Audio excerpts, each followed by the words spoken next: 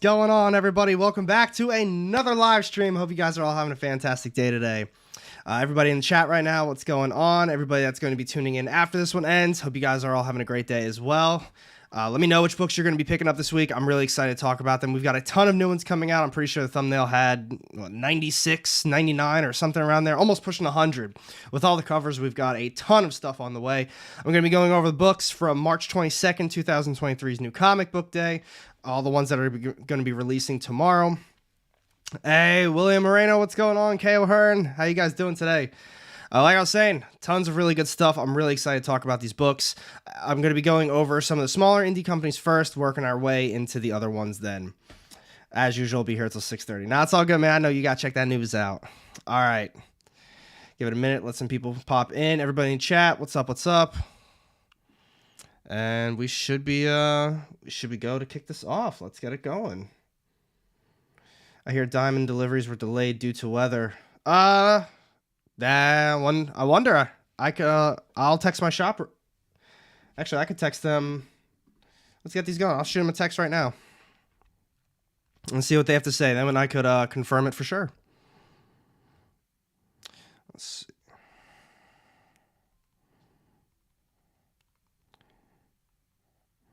I guess we'll find out. Not everywhere. Well, I'll see what they have to say. I asked my boss see if the book's shipped. So some of the ones that, check this list out, guys. I don't know if you see that over there. 16 from Marvel. We got 13 from DC, 10 from Image. And then obviously the list is going down. Boom Studios. I can't remember if it's this week or next week, but Boom Studios is about to be having an awesome week. I feel like it's this week coming up, though. So the first one I want to talk about with you guys is going to be from Vault Comics. This was a really good first issue. Ink, what's going on, man? Yeah, this is a really fun first issue. So it's called Door to Door, Night by Night. This is issue number 4. Now, I will tell you, I haven't read issues 2 or 3, so I can't say if it's continued to be a good series. I don't know if it got better, if it got worse, whatever. But the first one was really fun. It's kind of like, it's written by Cullen Bunn. So if you are a Cullen Bunn fan, then obviously this is something for you to check out too. Dude absolutely kills it on all of the horror books that he writes. He's done Door to Door, Night by Night now. One of the other recent ones was another one, I think it was from Vault Comics too. What was it? It's let's just bring it up. So these are all kind of the, and he's doing Nightwalkers. That's the other one that I wanted to talk about. The Harrow County stuff, all good. Are these all... those are ones that he's done. So those are upcoming. Here, let's check this out. Yeah, if anybody's not a Cullen Bunn fan, I gotta know why. But I mean, look at all the horror stuff he's done. Now I will say Basilisk is okay. It started off really good though. But Bloodborne, he's doing that one. Bite Size was actually a really fun series too. What is the one horror one that I was literally just thinking of?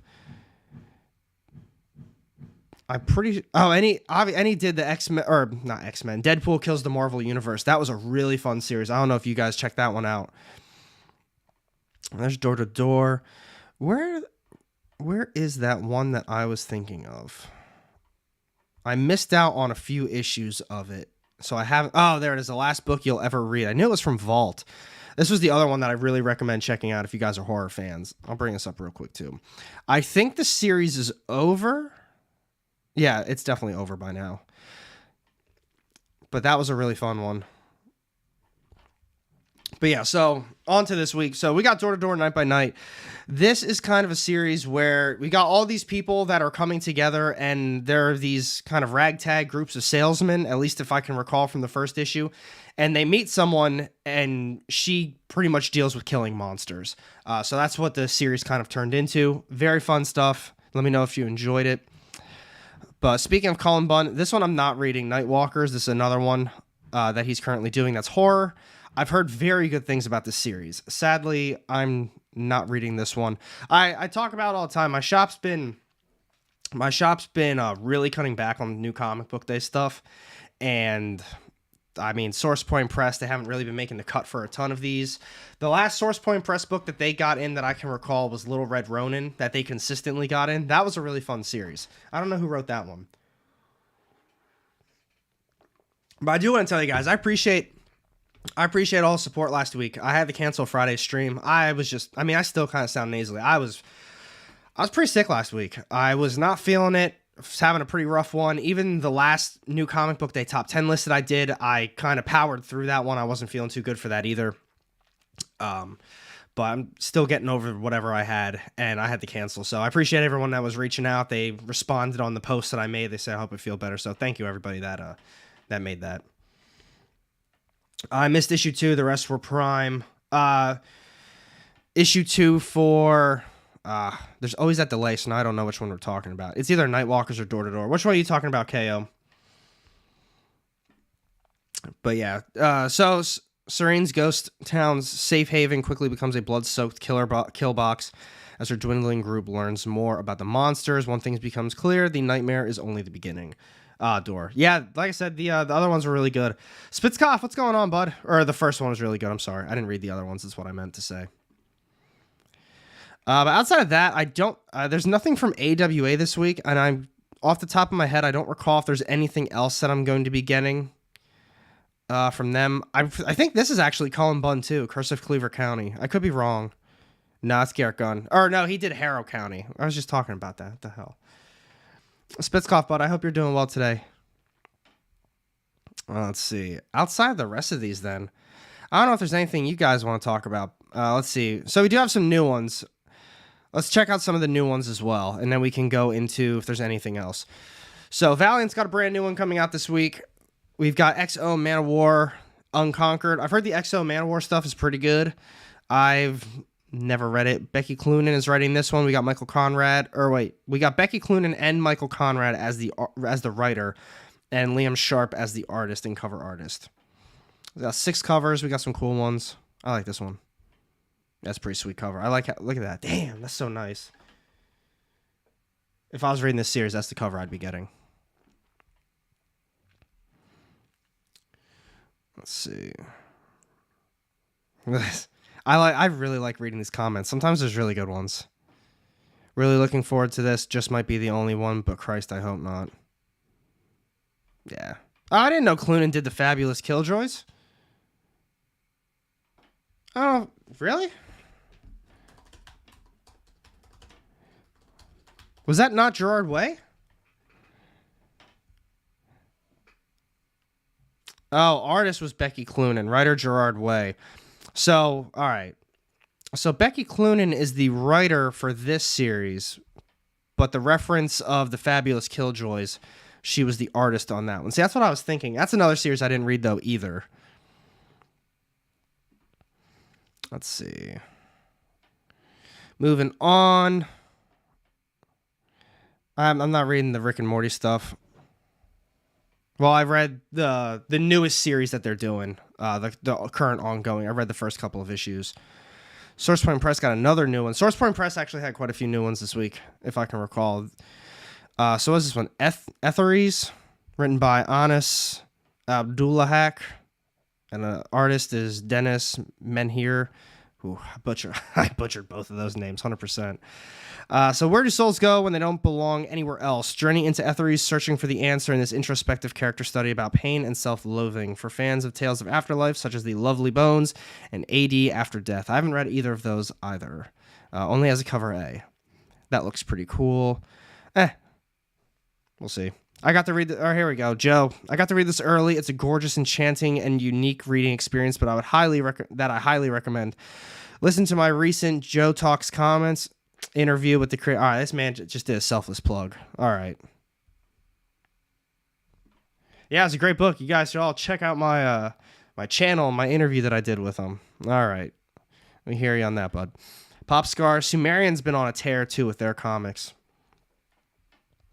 But as always, if there's anything you guys in the chat want to see, let me know. And when we get there, we can focus on that book a little bit harder. We can talk about it a little bit more. Let's see. Pop Scar is a gritty Hollywood revenge story about a vigilante badass in a pink ski mask and the famous Hollywood movie producer she is about to kill, who also happens to be her estranged father. In Hollywood Revenge is best served in front of an audience as our pink ski mask killer pushes her way through a Hollywood crowd prepared to take her shot at her movie producer father. She's quickly swept into the brand new revenge plot orchestrated by her own unsuspecting target. It's honestly probably going to be a cool series. I don't know if it's one I would grab though. Like I said, Sumerian's been on a pretty solid tear with a lot of their books. There's cover C. That's a cool cover. There's this one, cover E. Yeah, I like cover C the most. Let's see. What else we got, folks? Scout Comics. I don't even trust Scout Comics, man. Scout Comics, their schedule is always so screwed up. But allegedly, so what do they even have coming out this week as far as Scout? Let's see what it says. 2, so I don't know. Those are probably correct. But I swear, every time I start filming and doing the notes for the Sunday video, we've got there's always so many books coming out for Scout Comics, and I have a hard time talking about them because more times than not, say they've got like 8 issues. Every once in a while, like for example with this one, like We Wicked Ones issue number 1, sometimes it'll be like We Wicked Ones issue number 1 and number 2 coming out, or number 2, number 3 type stuff. So it's like, do I really mention it? No, because obviously there's a screw up on someone's end. Probably 2 got delayed, and now all of a sudden we've hit when 3 is supposed to release, so they've still got it slated, but obviously 3 is not coming out. 2 never came out, and it usually, like, if there's 8 books, usually it drops down to just a couple coming out, and sometimes they don't even come out. So their schedule has been definitely all over the place.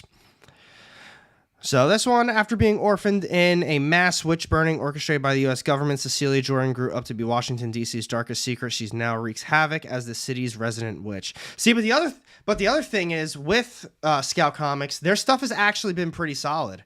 A lot of the books that I have read, mainly the horror ones, I've really enjoyed them. Hey, K-Bar, what's going on, buddy? And plus, we got David Mack for, is it the cover artist? Yeah, cover artist David Mack. David Mack artwork is always so good. I love just the, what is that? That's probably like watercolor. Is that what that is? Water painting? I'm not an artist. I don't know what you call that. But it's watercolor, water painting. He always does a killer job on his covers. Although, I mean, a lot of times I don't want to say they look the same, but like this one.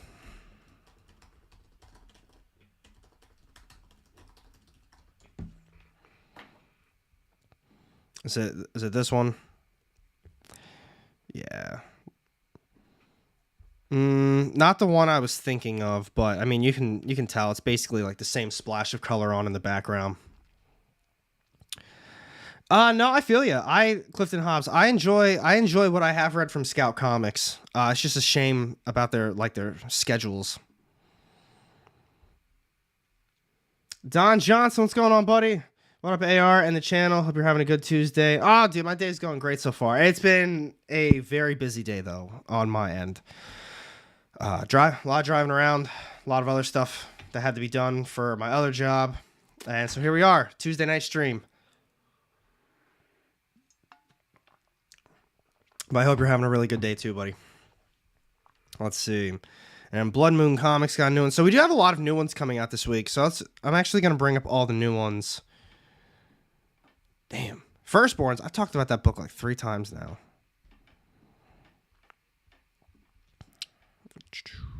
Wow, there's actually lots of new ones. Well, that's actually just an annual. Let's see. What else we got down here? Bang, bang. Take a peek at that one. And all right, those are all the new ones. So we got, 7 more new ones. Pop-up issue number 1. This one's from Blood Moon Comics. I'll tell you straight up, I don't think I've ever seen a Blood Moon Comics comic at my comic shop ever. But let me know, chat, let me know if you've heard anything. So we got K.O. Hearn in the house, and he says that I hear diamond deliveries were delayed due to weather in many cities, not everywhere. I reached out to my boss to see if the books came in. I probably could have asked. My dad was actually at the shop earlier. I feel like he probably would have said something because he actually hangs out there a lot. So he would have probably told me if the books didn't come in or not. Let's see. So, a brand new pop-up museum has arrived. It contains the world's most infamous and cursed supernatural objects. For creator and starving artist Diane Strickland, this is her big break. Tomorrow is the grand opening, and she and her family must work through the night to make sure it's all ready. But what do you get when you bring so many evil exhibits together? Absolute terror. That actually sounds really cool. And I was going to say the artwork, at least the cover art, looked really familiar. And we got this guy down here. Let's see if you can read that. It says, enjoying John Clark's work on Playthings. Can't wait to check this one out. Playthings, the first issue was really cool. My shop didn't get the second one, though. But that one sounds pretty neat.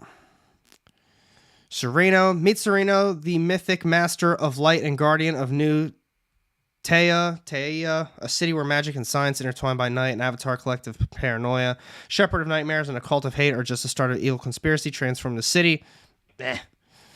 Can Sereno fight back while keeping the super cat burglar ruffian from stealing his heart? That don't sound that good in my opinion. What's this? Let's at least check out some of the different covers. It's a double-sized first issue. Was this a love story too? I don't know. Nah, I don't know about you guys. That one doesn't seem like it's going to be for me. Fallen, brand new series. I'm probably just going to start making way into Image. Like I said, if there's any of these books you guys want to check out too, just let me know and I'll actually go through all of them. Glenn Smith, what's going on, buddy? But we got a new one from Fallen, or from Red 5. We got Fallen. Opus Comics got a brand new one. Creature of the Black Lagoon looks like from that one. Another horror book. Let's see, Deep Dark. This was the other one I actually wanted to mention. Sean Ali, what's going on, brother? Hope you're doing good today.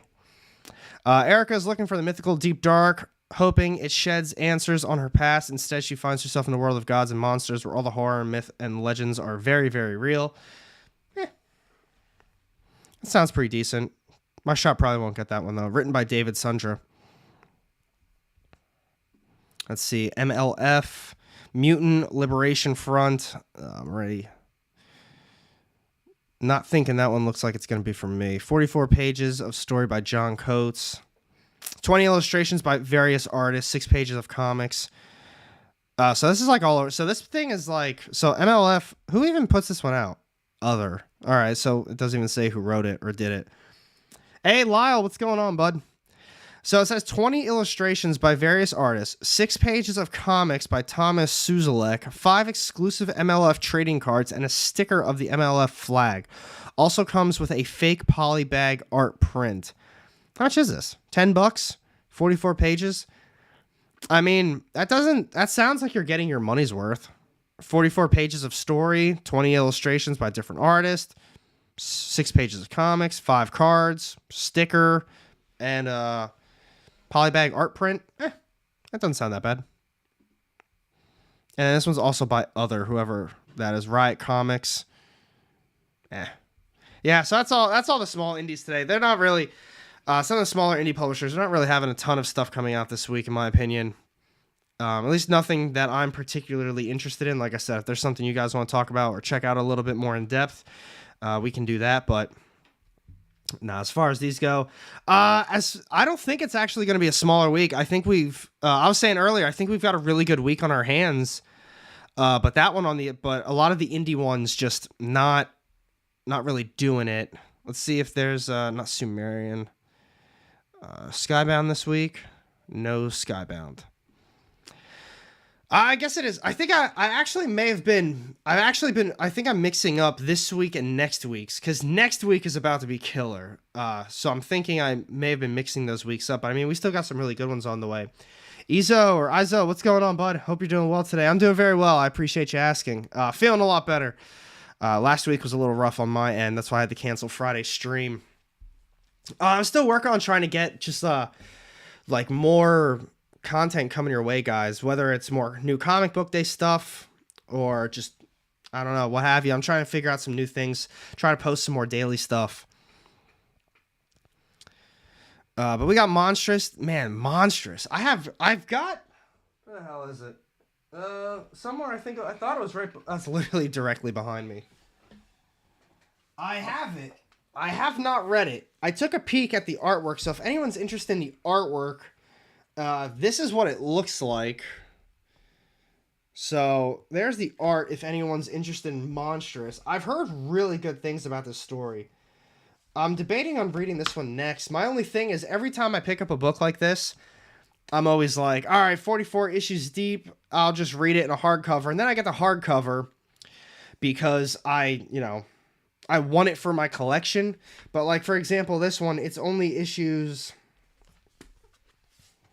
let's see. I don't even know what issues. It's probably like 15, 1 through 15 or something like that. Well, it doesn't. It said chapter 1. Oh, here we go. Book 1, issues 1 through 18. So the hardcover covers issues 1 through 18. We're obviously on 44. I think there is a second volume out now, or actually, I'll just look that up.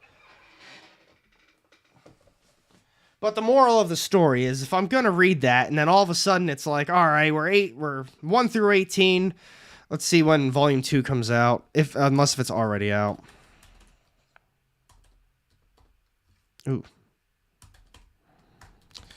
All right, so book 2 is out, which probably goes up to 36. If I had to, take a guess on some math here. Let's see. Came out December 13th. Covers 19 through 35. All right, so 19 through 35. So if I would have finished reading the first volume when it came out, I would have had to wait that whole time for volume 2. And now we're only on 44, and it's going to be quite some time until volume 3 comes out. I feel like if I had to take a guess, volume 3 is going to be the end of the series. So whatever that ends at, probably after around 60 or something around there. Or... shit, no. Maybe around there. Maybe around 60. Late 50s, whatever. But it's going to be forever. So I'd rather just get all 3 volumes, read it all at once, instead of doing that. That's what I did with Power Rangers. I'm still powering... no pun intended. I'm still working through Power Rangers. But that's how I usually read all of my stuff. Friends of the night, what site am I on? This is leagueofcomicgeeks.com, my boy. A lot hops in. I've seen it, but haven't bought it yet. Just wait for a good deal. I think... let's see the cheap graphic novels. I think I got mine for like $30 or $25. Oh, speaking of, they've got a really good deal for Savage Avengers Omni. I got an email earlier for that one. Let's see. Monstrous. Let's see what they've got to say. Ah, shit. Is it going to pop up? All right, so if volume 2 is $35, I can only imagine volume 1... yeah, $35. That's a good deal, in my opinion. It's only available by special order, so take that for what it is. That's a good deal, I think. 18 issues, $35. Assuming the story's good. But I've heard very good things about the story. I don't know anything else that Marjorie Lee. I don't know anything else that she wrote. Oh, she did Astonishing X-Men. And X-23. Oh, is she... 2000. All right, so she did the old X-23. All right, that's good shit though. I liked reading that. She did a lot of Marvel. Good for her. And some Red Sonja stuff. All right, cool. Marjorie's done some cool stuff. Breezies, what's going on? Marvel Epic Collections. Are those a trade? No, the Masterworks, I think, is what I'm thinking of. Are those like the silver books? Yeah, no, I don't get those. The Epics, if those are the trade paperbacks, I feel like they're a little... let me just confirm. Because I know they had older ones that were black and white.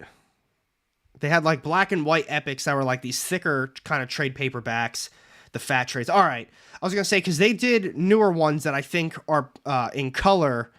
a little bit higher quality, but they're expensive. Well, like $35 or something like that. But I never got into them. This is what I'm thinking of, like these. Come on, man, just grab the picture. Let's see. Yeah, like these. $30. Yeah, I think that's reasonable, I guess. The essentials. All right, so epics. All right, I got you. I appreciate that, Mark. Yeah, because my shop they've got an insane amount of the essentials, and I think they were selling them all for $9.99. So that was a really good deal in my opinion. I never got into them though. I like the. I was gonna say I like the Omnis and Deluxes more. So I kind of haven't been doing anything like that. But they seemed like a good way to get into some of the series if you weren't interested in buying the Deluxes or any of the Omnis. I'll bring one of those up if anyone hasn't seen them before. Yeah, that's what it was. Essentials. Let's see, like $17, $25. Man, my shop's selling them for dirt cheap. Thrift books. Yeah, so they kind of, well, I guess it's not really good showing of them. No, I agree with you on that. You should usually just get the comics. Yeah, this is what they look like. But they're thicker. The paper quality, I think the paper quality, if I can recall, is a little bit on the lower side. It's in black and white. But they're typically not that expensive, and it's a good way to read the series. I buy the epics for Daredevil and Silver Surfer because there's still a lot missing in the omnibus format. There really is a lot missing in the Omni. I've got, where the hell is Surfer? I didn't open mine. So I didn't open mine because I borrowed my dad's quite some time ago. I only paid, I think, $30 for this, so I got a great deal. But this is super thin. His was probably about double the size of mine. And we found, I think this was resealed. I don't even think this is new, now that I think about this. I think this is a reseal. That's probably why it was $30. But we came to the realization from his that these, like the newer Silver Surfer one, it doesn't have all of like the notes to editor and all that extra shit in there. It doesn't have literally any of it. So he prefers the first printings because they're thicker. The paper quality is really garbage on some of these new ones too. I'm trying to see off the top of my head which one of these is like a reprint. Like this one actually. Same thing goes for the Fantastic Four. The paper quality on these is like, I know you obviously can't see it from here, but it's just so thin and I don't know. It feels incredibly cheap compared to some of the older ones. The paper quality on the older Marvel Omnis it's so much better. It's the same fucking price. This is $100. I spent $100 on some of these ones too. It's the same thing. Hey, Henny, what's going on? Oh, shit. Oh, yeah, and the Incredible Hulk right next to another. The Incredible Hulk I got right next to it. That's another Omni with some garbage-ass paper quality on it. Yeah, Spitzkoff. Paper quality on some reprints is very bad. I 100% agree. The older, that's what the craziest thing is. So the older ones, and so where is it? I just put it back. Oh, the Silver Surfer. Let me re-pull this out again for you guys. $100. So you're telling me from Marvel, you're going to reprint the original Omnibus for the same exact price. You're going to cut all the notes of the editors out, all that extra crap that you put in there. But like I said, same exact price. And then the paper quality on top of that is even lower than what the originals were. That's ridiculous. Yeah, it's the same exact price. That thing should be priced at $50, maybe $75 if you really want to play that game. But you took all of the extra stuff out of it, and then you lowered the quality of the book itself, and you charged the exact same price. Nah, you're full of it. That's crazy. Henny, I actually really enjoyed that first issue of Torrent. I'm going to be getting to that one super shortly, though. We can talk about it a little bit more. I don't think I have it sitting... No, I don't have it sitting next to me anymore. Evening, mate. Hope you're well. Just about to start reading Monstrous Book 1. The artwork looks stunning. Oh, it's awesome, man. I don't know if you were here when we were talking about Monstrous, but we just had a long conversation about that. So I hope you enjoy it. Let me know what you thought about it. Hey, Dark Purple Gold Roses, what's going on, buddy? So here is another one that I know KO mentioned this one earlier, and this is the start of a brand new story arc for Vanish number 5. Obviously I don't know what's all going on with Donny Cates, but I think it's odd that he's technically taking a hiatus on writing for Marvel, but he's not taking a hiatus on this series, or maybe he already had this one done. I don't know. Or maybe he just came to the realization that the Thor and Hulk series just weren't that good, and that's why he stopped it. But I only read the first issue of this series, and I will say I did really like it. I thought it was very good for a first issue. It really pulled me in. But Donny Cates is also the master of doing that. He's phenomenal at starting off a story and getting the reader hooked. He does a killer job at that. So there's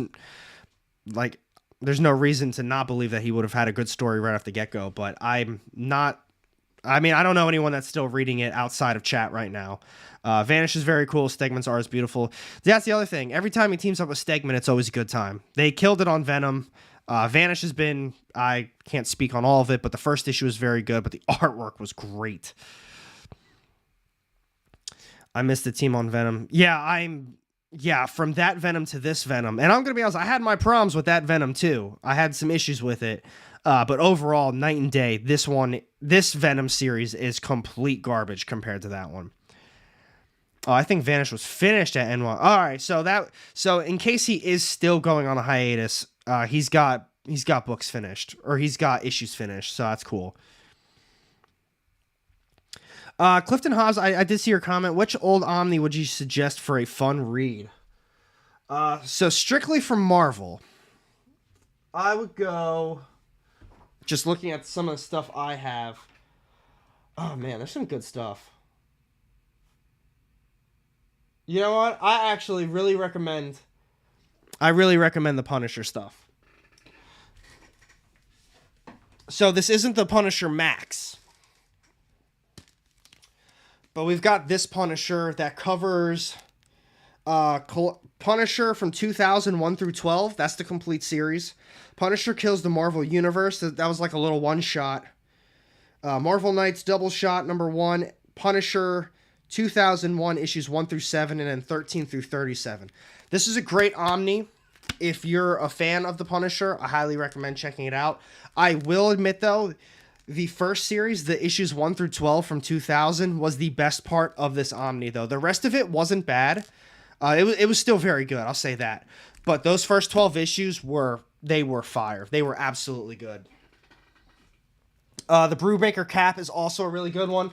I was just taking a peek at what I personally had. But I agree that that's another really good one to have for your collection. I mean, hell, if you're a Spider-Man fan, I really recommend Ultimate Spider-Man. They've got Volumes 1 and Volumes 2 out for the Omnibus right now. I think that only covers up to 71, so... Oh, shit. How many were in Ultimate? Was that like 150 or something like that? Ultimate Spidey had a lot. I know that. Let's see how many issues for Ultimate Spider-Man.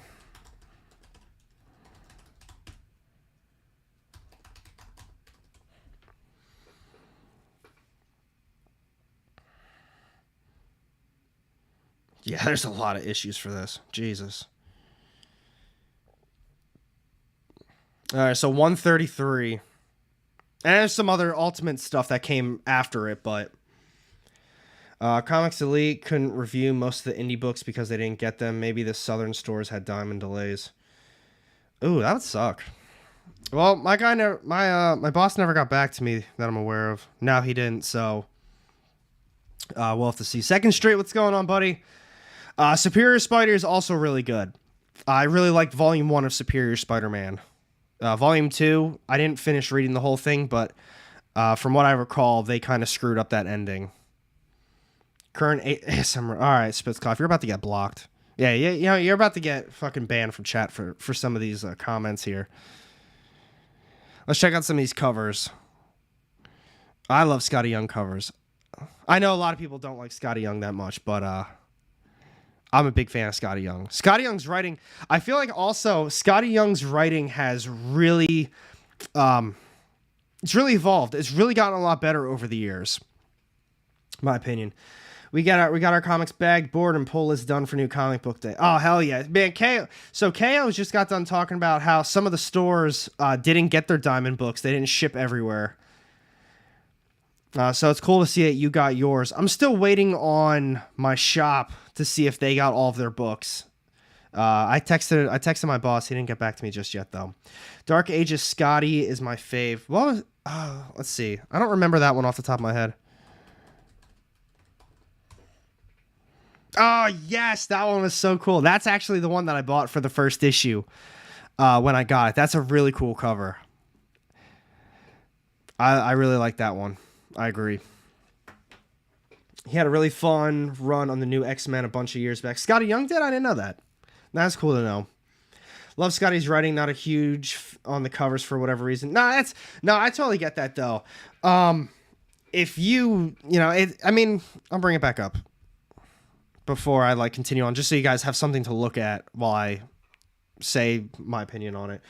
I mean, look at it. He really does have like this kind of child baby like cartoon to it. That's what he does for a lot of these. And I know that that's just not a big thing for a lot of people, especially on some of these books. A lot of them that are more mature rated as well. I'm sure this isn't the style that you want to have in your collection.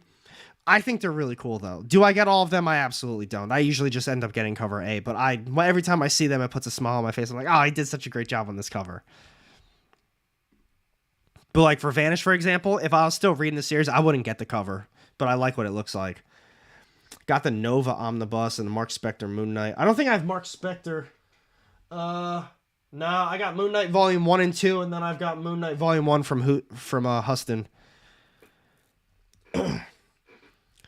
But Nova Omnibus. I didn't know there was a Nova Omnibus. Wow. When did it come out? Did it come out? Oh, March 28th of 2023. And so so Second Street, is this a reprint? Or is this Volume 1? This might be a Volume 1. I would get that Omnibus. I don't know about you guys. I think I need to get more into Omnis. I mean, I have a lot, but I mean, I think I need to do more content for you guys, whether they're reviews, overviews. I love doing them. I'm a big fan of Omnis. That's how I prefer reading all of my books. So I keep telling myself I need to make more content like that, but especially because that's how a lot of people do read their stuff, whether it is trade paperbacks, hardcovers, omnibus, stuff like that. That's how a lot of people read their books. They can't afford buying single issues every single time, so they wait for, the collected version of it. I've actually never read Nova myself either. That's something my dad never had. Omnis are dope, but they are huge and expensive, so I'm insanely selective about Omnis. So think about it this way, K-Bar. They are expensive. You're absolutely right. But for example, a lot of these, let's go on cheap graphic novels. That's typically who I buy from. So looking at Savage Avengers, for example, this collects Savage Avengers 0 through 28, Annual 1, Uncanny X-Men 190 and 191, and material from Free Comic Book Day. $60.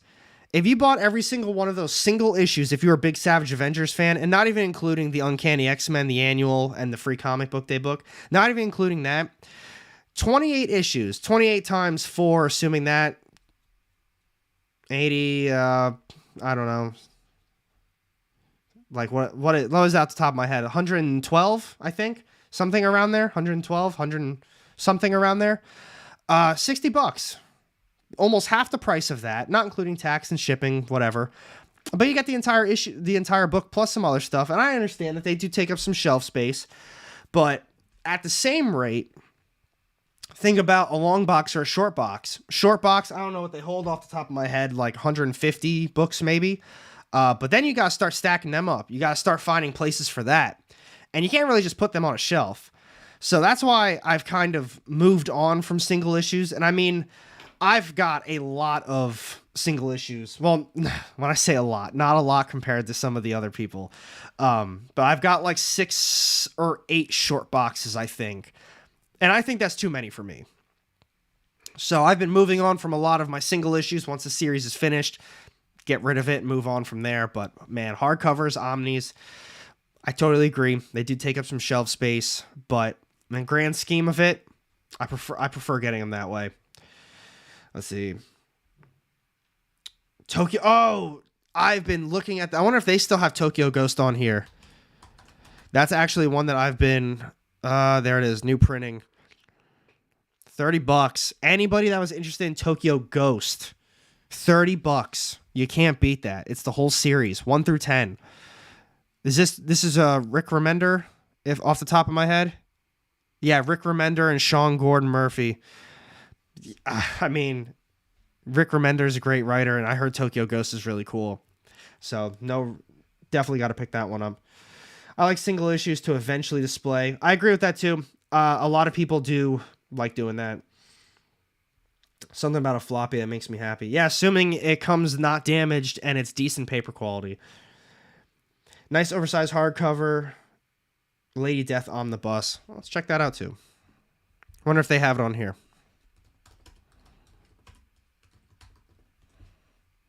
Oh, there it is. Volume 1. $100. Woo! That means this is what? Probably 120. So probably 125. Yeah. Wow, that's probably a big ass book. Does it say is 544 pages? Woohoo! That is a lot. That's cool as shit though.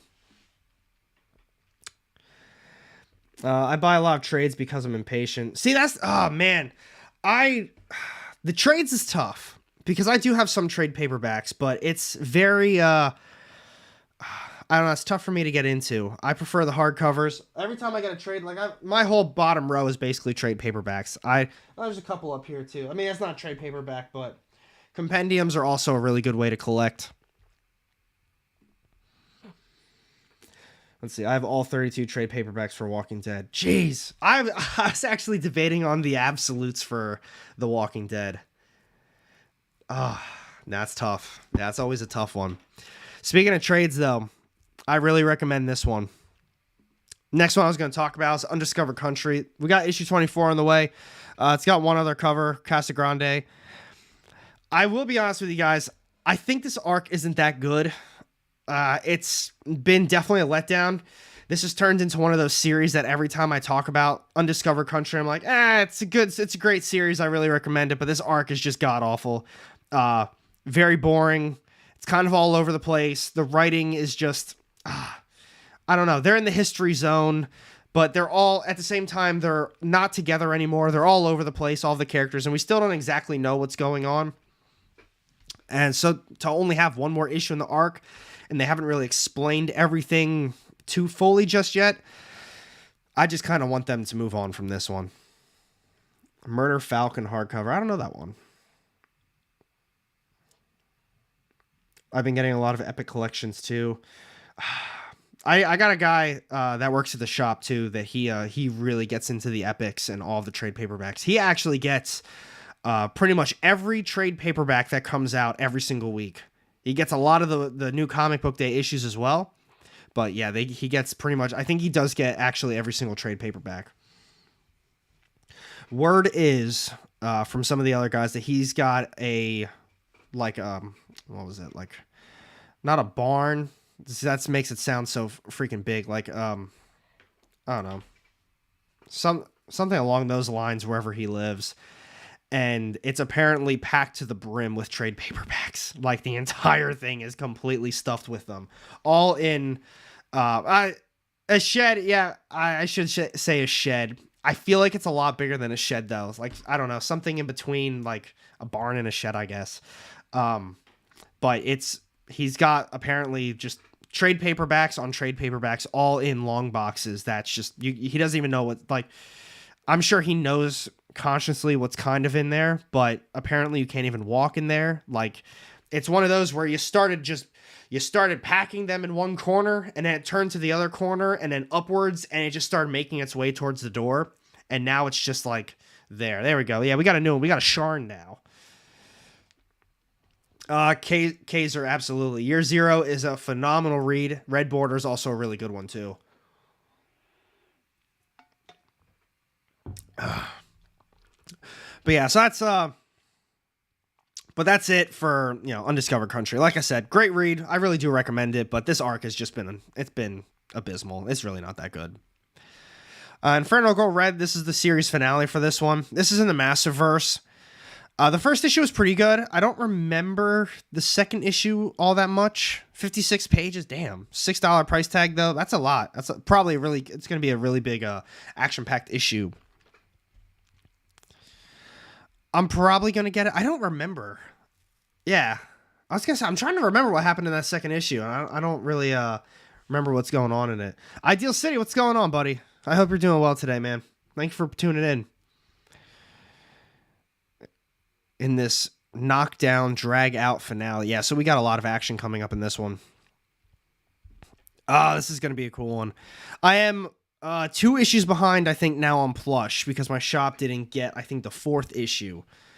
I could read it digitally and hope for the best for this one. I'm pretty positive that's a Army of Dark, or not Army of Darkness, but Evil Dead 2. Oh no, the first one. Yeah, that's what I thought. I thought that was a movie cover. Check this out. There we go. Oh, that's so cool. Not exactly the same, but that's a sweet little homage. I like that one. I think that, is this supposed to be the series finale as well? I feel like it probably is.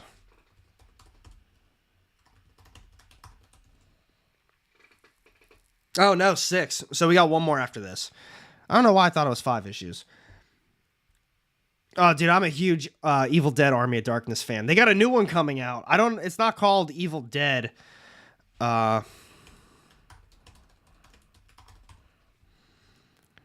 Evil Dead Rise. Well, I guess it is technically Evil Dead. I'm really excited for it. April 21st, we got a new one. I guess they have a trailer for it that I didn't watch.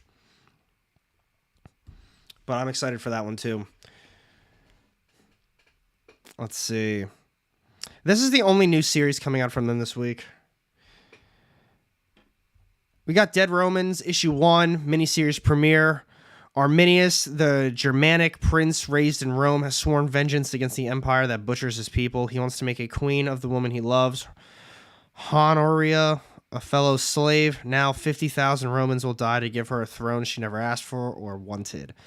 Lush, beautiful illustrations bring to life a brutal tale of love and war from the birth of the Roman Empire.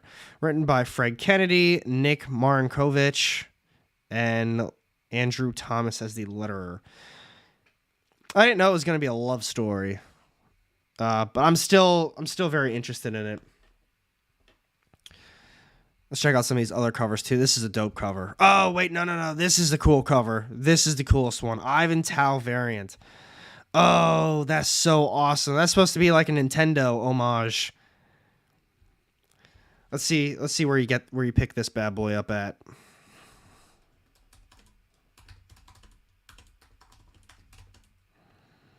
Let's see. Devil Dog. Or is it... Hold on. Bird City? Alright, so it looks like it's a Bird City exclusive. Man, Bird City, they've been pumping out these Nintendo covers. And that's not a bad thing. I don't mean that in a bad way at all. Let's see what else they got. Exclusives. I'm telling you, they've been pumping out... Oh, I forgot about the Goosebumps one, too. That is so badass. See, I knew they had another one similar to that. They got Ice Cream Man. This one's sold out. Is this sold out? No, that was not sold out.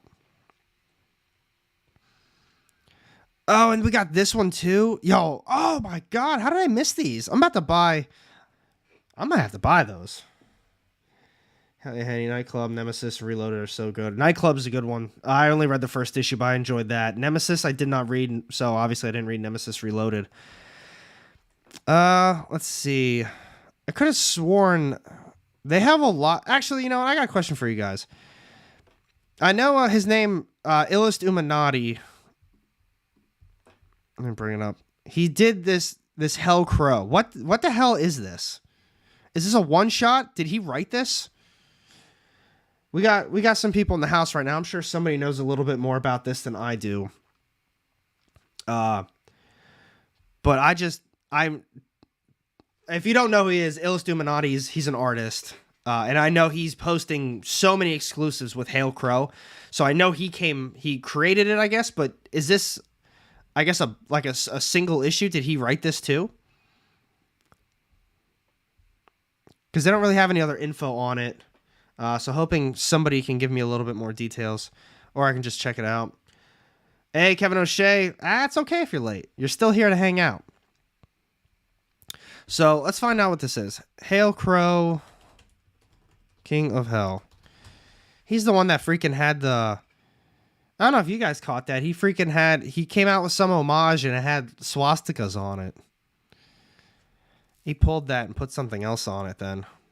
So I guess Hail Crow, King of Hell, by Javon Jordan. So I'm guessing he wrote it, but what is it? Is it just a single issue? Oh yeah, I'll see if let's see. It's like a what was the ASM one that they did? The ASM Eminem cover is this one. ASM Hail Crow ASM, I don't know. Something like that'll pop up. There we go. Yeah. So, yeah, this was crazy.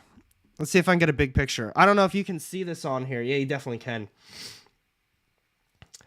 You see, chat, you guys see the little smiley face in the corner right there? Those originally, when it got posted, those XIs were swastikas, and the dude caught so much shit for it. And yeah. So, I mean, that's one of those things. Did he mean it in bad taste? No, because, I mean, look at it. It's 666 Hail Crow, King of Hell. He's got a demon right there. Probably a demon right there. He's supposed to be in hell. So, like someone else just said, yikes, that was ballsy. That was a ballsy call on his end. And he caught the shit for it. But, I mean, like I said, it's not like he had just this ill intent from it. He's talking about demons and hell and shit like that. But yeah, this was the cover. And that's what it was originally. I don't have the original pictures, but I know other people saved them. Actually, let me go back to that. What the hell's Uranium Age?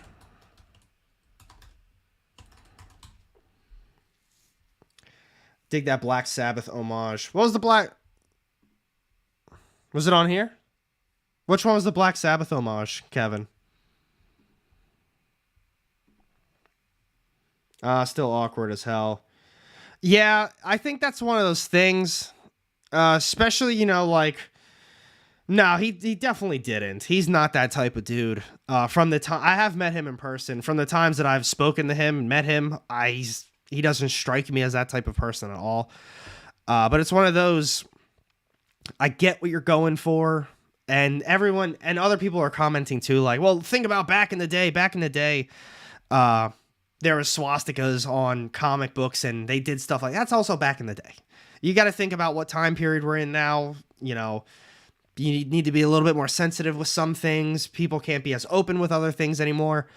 So you just, you know, you really had to kind of think about that one. And, well, you either do it or you don't. And he did it. And, well, that's what happened.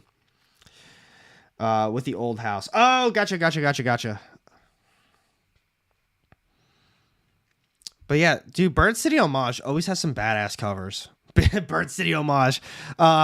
It's Bird City Comics. Yes, they have a lot of homages. Damn, look at this Ice Cream Man one. That is badass too. Yeah, that's what I thought. Especially, the other crazy thing is I don't know how many of you that are watching are on Instagram, but there was a time when basically if anybody posted anything about Whatnot, there was somebody who was going to be dumping on them like, oh, supporting Whatnot, you're doing this and you're posting that about Whatnot. So the fact that it was that in conjunction with people who were associated with Whatnot, people had a day. I bet you $1 that if it didn't have people who were associated with Whatnot on it, then people wouldn't have given a shit. But at the time, people just hated Whatnot that much. I'm sure those people still exist that hate Whatnot, but I don't think they get nearly as much crap that they used to. Also depends on the context. I believe there was a comic that came out a couple weeks ago about Nazis. Oh, dude, I'm pretty positive you're right. No, I think you are right. I don't know what that was at all. I don't remember. But it was a like an adult kind of comic, if I can recall. Man, yeah, some of these. Look at the Stray Dogs ones.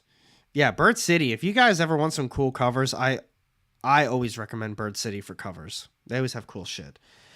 I'll jump out for a bit. We'll try. Oh, man, K-Bar, have a good rest of your day, buddy. Stay safe. If you don't come back in, man, that's all good, brother. I appreciate you popping in. All right, let's get back to these, though. Dead Romans sounds really cool. Sounds kind of like a love story, too, but I'm sure there's going to be a lot of violence and action in it, so it's going to be cool. Ice Cream Man covers are sick. I would, too. See, that's, hey, my 2 cents. You rock. I appreciate that, man. Thanks for popping in. I appreciate that thumbs up, too. That's the thing with like a lot of these variants. I personally, I've thought about making variant videos for so long now, just like my thoughts and opinions on them. But it's crazy. I always feel like that stuff just like is very irrelevant. Like, oh, why do you care about my opinion, whether you like variants or you don't like variants? But this is why I don't particularly care about them. I think they're nice. Like this. I think this is a very nice cover. The Dead Romans one. I think it's very cool. But it's like you're spending extra money on this book. You're spending $20-ish. So what are you going to do with it? Do you want it for yourself? Or are you going to display it? You're probably not going to display it unless if you're getting all of the other Nintendo ones as well, because I think that would be very cool. But if that's the case, then you're spending $20-ish to put it in a box. Unless if you're supporting someone like your friend or a creator that you really like, that's a different story too. You're, saying, hey, you got this cover. I'm going to support you. I like your videos, blah, blah, blah. But I think what it really turned into is, for example, I'm just going to talk about this one that's currently on screen. It's nothing. This didn't happen to this book.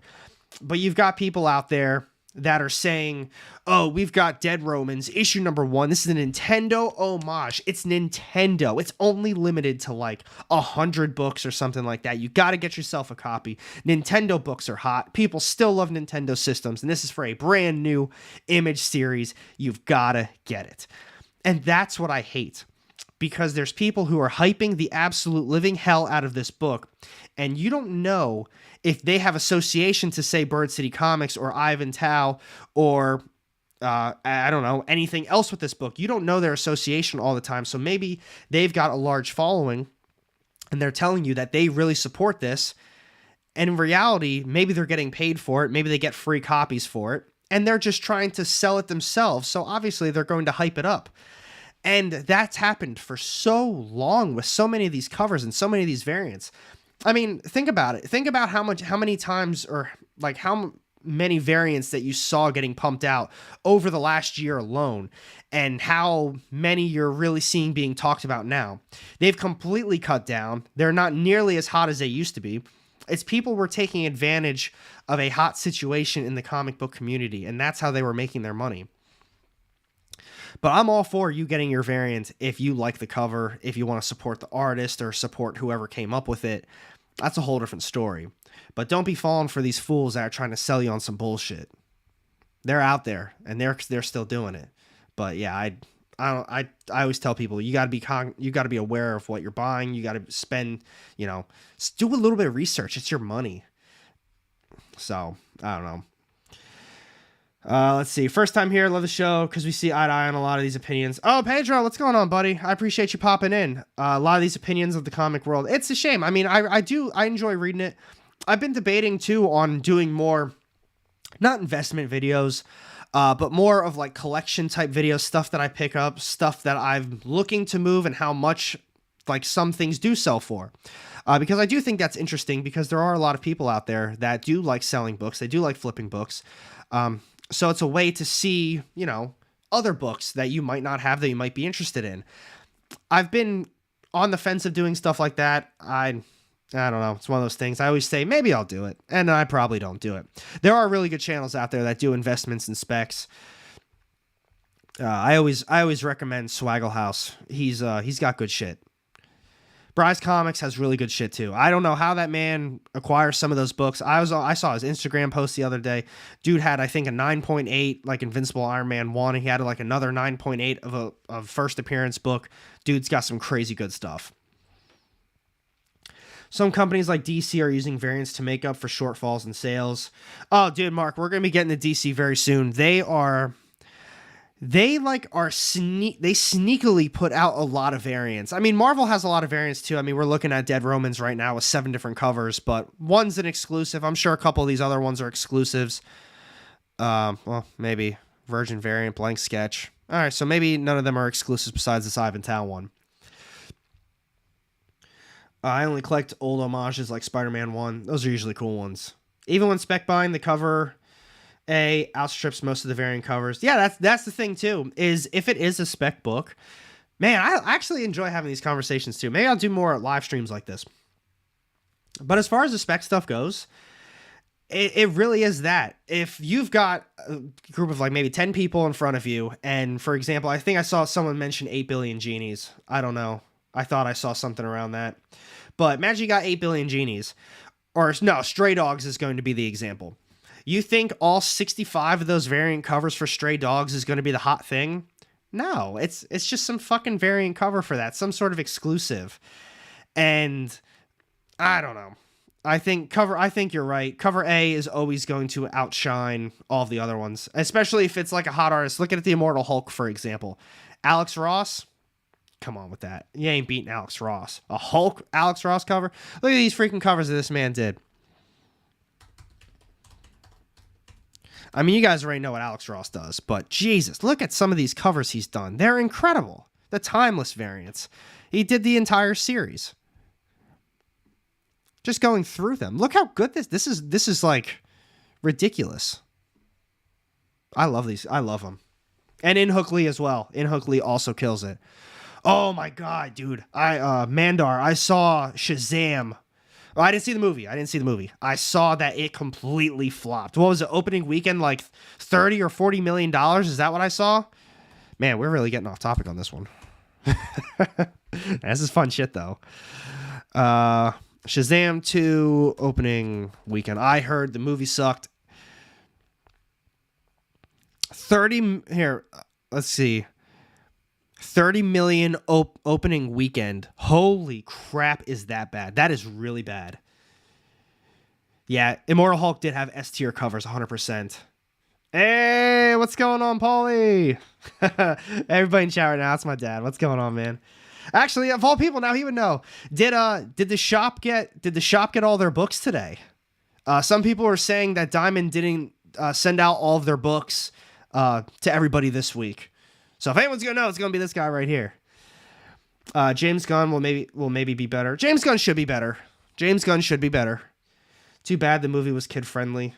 Was it? Like I said, I didn't see it. I didn't hear anything good about it though either. But there we go. Speaking of covers, yeah, we'll have to do. Maybe we'll do more. Damn, yeah, I gotta get more. All right, maybe I'll make a poll. We'll see more. We'll talk about more. Pretty sure all in. All right. So if that's the case, yeah, Diamond probably sent all of the shit in then. There you have it, folks. If you're in Pennsylvania, the books were there. More like investment specs type stuff, and then omnibus videos as well. Because I mean, these obviously aren't all new, but I got clearly a lot of them back there that I'm sure a lot of people would like to see so they can make their own judgment on it. This is the only other one that I want to talk about this week from Image. We got Torrent. Movie was bad on purpose. Well, the problem with the movie is it's like the same shit with all the other DC. Everything that they're doing is being undone. People wanted to probably go see Shazam, but they realized since Black Adam's not happening anymore, they don't care about that. They want something that probably leads to something else. That's always my take on Marvel and DC. Why do people not care about DC? Because they just don't want this singular movie, knowing that there's going to be another version of it coming out, God knows when, within the next couple of years, because that one just wasn't good enough and they want to redo it for their brand new universe that they're creating, and they just keep redoing it over and over again. That's why Marvel movies, whether they suck or they're very good, people are still interested because they want to know what it leads to. They want to see the grand story be just unfold in front of them. And DC's just not doing that. That's the problem. Shazam 2 is doing better box office than Suicide Squad 2 for what it's worth. I've heard really bad things about... Actually, no, I didn't see Suicide Squad 2. I had to think about that. I saw the first one. I didn't think the first movie was very good. Is he keeping Shazam? I could have sworn they said that Shazam was done too.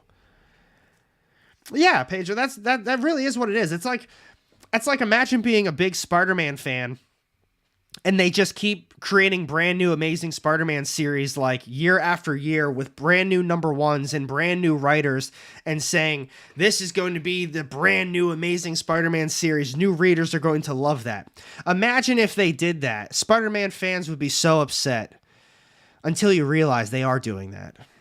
And it's garbage. Shazam 2 is really cool. Spitzkoff Larry. I am too. That's what a lot of people always say too. It's like, oh man, AR, you don't really read DC or you don't care about DC. The books, hardcovers, it is what it is. But I'm going to be real with you. I haven't seen a lot of the movies. For that reason, I don't know a whole hell of a lot about the characters. But if DC fans are telling me the movies are just okay, and it's like, oh yeah, the Batman, like Batman's cool, but they're going to be doing a different Batman in the next couple of years. It's already confirmed, or they're going to be recasting. Like what they did with Suicide Squad #2. Isn't everybody besides the girl who plays Harley Quinn, Margaret Robbie, didn't everyone else get recast? That puts a bad taste in my mouth. Superman Legacy got to be the best Superman movie, I swear, or else DC is done. Is the Superman Legacy going to be the new one? I'm not clapping like a seal for Keaton to come back as a geriatric Batman. I bet you it's not even going to be a big thing. Or maybe it will be. I don't know.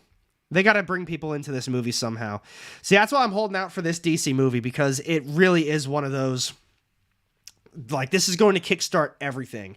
This movie has to be a hit. If this movie, in my opinion, if this Flash movie sucks, that's just going to really just put a bad taste in everybody's mouth that's really looking forward to all the upcoming stuff. And they're just going to be like, it's going to suck. That movie sucked. Everything else, it is what it is. They'll still probably see it. They might not go to the theaters to see it, though.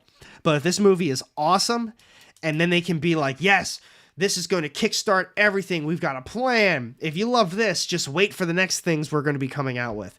People are going to be happy about that. But if that flops, I don't know what DC can do to change it if that movie flops, honestly.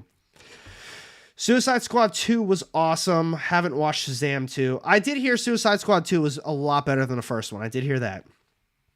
Don't care about Shazam, but perhaps the difficulty is trying to please both comic and non-comic fans at the same time. Which is, I think, why Marvel is really failing on a lot of levels. Because they saw... They for the most part, I feel like they kind of kept the comic book fans in mind for a lot of the stories. They had it like very loosely based off of comic series and just comic events. Not saying it was like fully on it, but it wasn't just like some random shit they came up with. But now I feel like they've moved more towards that, where it's not exactly comic related and they're just trying to make something with those characters. They're changing origins, they're changing who the actual character is, they're changing powers, and you can't do that to comic book fans, because that's what got you in the place that you already are. The comic book fans love the shit that you were coming out with, and they loved it so much that they started coming out with all of these other movies that were bringing in other fans, because they were saying, hey, you love the Avengers. Well, why? Man, it's got the action. They did this. It was just like the book. You should read the book too, because this is what happened in it. And everyone's like, oh, that's really cool. Well, what do I need to see? And it's like, if you like this, just wait to hear this one. You got 10 years worth of shit to get caught up on. And then everybody loved it. So all these people spent a whole weekend watching 10 years worth of movies so they could get caught up for Infinity War and Endgame when it was coming out. But now that that's all over and done with, I think they're really trying to just cater and keep those fans like, hey, casual fans, we still need you. We're still coming out with the stuff that you loved. But they're just coming up with just regular movies and regular TV shows with those characters that the comic book fans loved. But there's borderline zero storylines that are relevant to those characters happening. So I think that's why I'm going to be real with you. I've lost a lot of interest in the Marvel stuff. Not only their comics, their TV shows have been kind of crap. Their movies have been kind of crap. I mean, I enjoyed Black Panther 2, Wakanda Forever. I really liked it. That's not to say there wasn't a lot of problems with it. The action was cool, but they changed everything. Thor was absolute garbage. I like Doctor Strange too, but I'm biased. I really like Sam Raimi's, the way he films everything. I like the effects that get put into his movies. That's cool. But the plot was god awful. And America Chavez, while I thought she was a fine actress for that role, her character sucked, you know? the character served no purpose. Just like Riri Williams, she was a fine actress for that movie, but she shouldn't have been in that damn movie. She served no purpose. And then the focus turned to her because of what she created. It was stupid. Just my opinion. Let me get caught up on some of these. I don't get Marvel right now. Who wants to see? That's Echo. When I heard there's going to be a TV show about Echo, that is one of the first things I thought. I said, who the hell asked for Echo? Who really wanted Echo? Nobody wanted Echo, guys. I mean, I'm sure there's Echo fans out there that are really excited, but when she popped up in what was it, Hawkeye, and everyone's like, oh, Echo's in it. At first, I was like, who the hell's Echo? And then obviously it's like, oh, that's supposed to be Echo. No.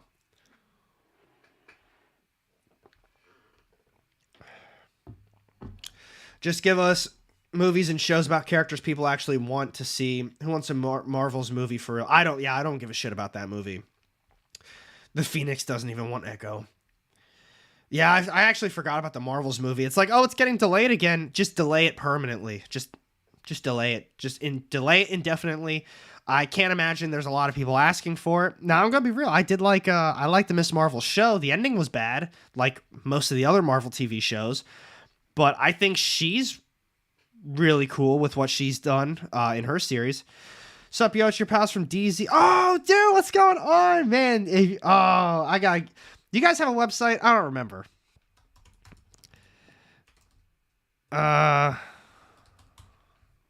Yeah, all right. Yo, I would come to this shop. This isn't you. No, Tyree, no. Unless if you changed your name. I don't remember his name off the top of my head, but I'm pretty sure he's one of the store owners. I've talked to him so many times. Man, DZ is such a cool-ass shop. 100%. Oh, it is you? Oh, man. Oh, shit, go back then. Actually, I can't do it like that. Oh, man. Yo, if you're in Oklahoma, specifically the Moore area, you got to go check out DZ Comics. They've got, it says on here, I mean, new comic releases right on here. They got tabletop, gaming, events. They got a cafe. They got food in there too. This little fucking like gaming area, they've got gaming computers in there. Last time I was there, they were setting up an arcade. They had VR in there. Dude, DZ is legit. It blew my mind from where they started, from when I first started going there to what it was. Oklahoma, dude, yo, I'm gonna be real with you. Oklahoma has better comic shops than out here in Pennsylvania, 100%. They've got like very specific shops for certain things. Like I said, DZ, they've got a lot of gaming stuff, but that's not to take away from their new comic book days. And they've got a massive wall of keys too and variant covers. But there's another one in the area that focuses on like hardcovers and omnis. That is oh my goodness. I can't remember. It's actually close to them too. But then there's vintage stock. They've got a whole bunch of shit. There's a lot of really good shops in Oklahoma. I'm going to be real with you guys. But next time I ever go to Oklahoma, I'm definitely going to make a point to go there. I do miss DZ. I really do. It's a fun shop. Oh wait, yeah. Preston says DZ is a good spot to pick up manga too. See, that was before I really got into manga. I know they had it, though. I know they had a nice little... I think it was by the gaming. Pretty positive it was by where the arcade started to get set up. But they had a nice little section of that as well. There's Mur Island. Chroma 4 is definitely still coming out. Dude, I saw your comment earlier. I didn't get an opportunity to check it out, though. But I did see that they were putting it back on. Chicago area has about 20 local shops. Damn. Well, you know, at least you got some good ones. You got variety, put it that way. Clifton Hobbs in Claremore, Oklahoma. Man, I appreciate that, man. I really do. I really do. Every time I talk to somebody, it's like, oh yeah, I'm out in Oklahoma. I said, do you go to DZ? You gotta check out DZ. LCS took my order. Man, I'm excited. Chroma's a really fun series. Speaking of Image. Joseph L. Man, you missed... I'm going to be honest, Joseph. You missed a whole lot of shit. As you can tell, we're still on Image. But we were going off on... We were going off on a whole mess of stuff. Mainly Marvel. Actually, I already got it up. So, I'm in Alabama now. There's only one local shop. Isn't... Mike Corey... You're a fucking dude. I'm gonna keep track. I get like 10 books a week. I might. Man, you're right. You're right. There's a lot of books I don't get. That I've. What video was it? I think it was. It was either this week or last week's. One of these freaking weeks.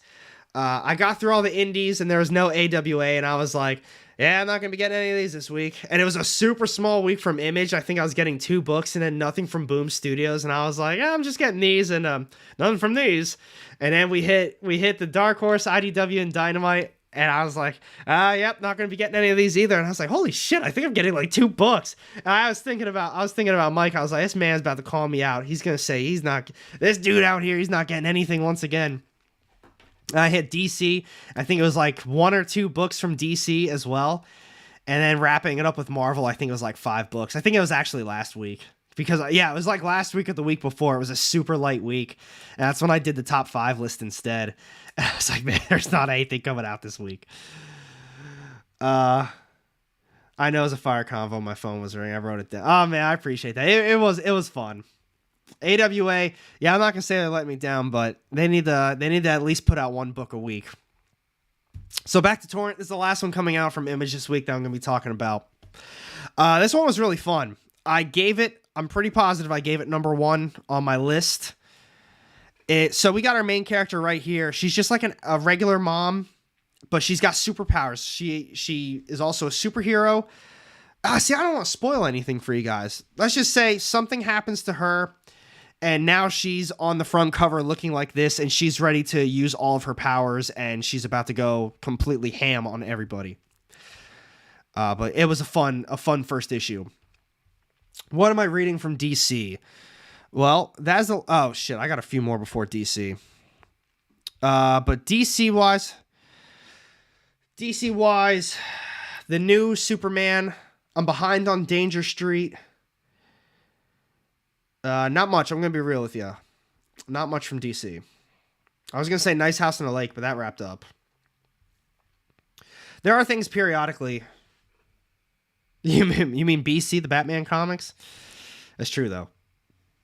Excuse me. Now, I know I am behind on Grimm. We're not going to be talking about all these. I want to mention Damn Them All, not because I liked it, but this is the end of the arc for the first series, or for the first, the end of the arc for the first arc, yeah.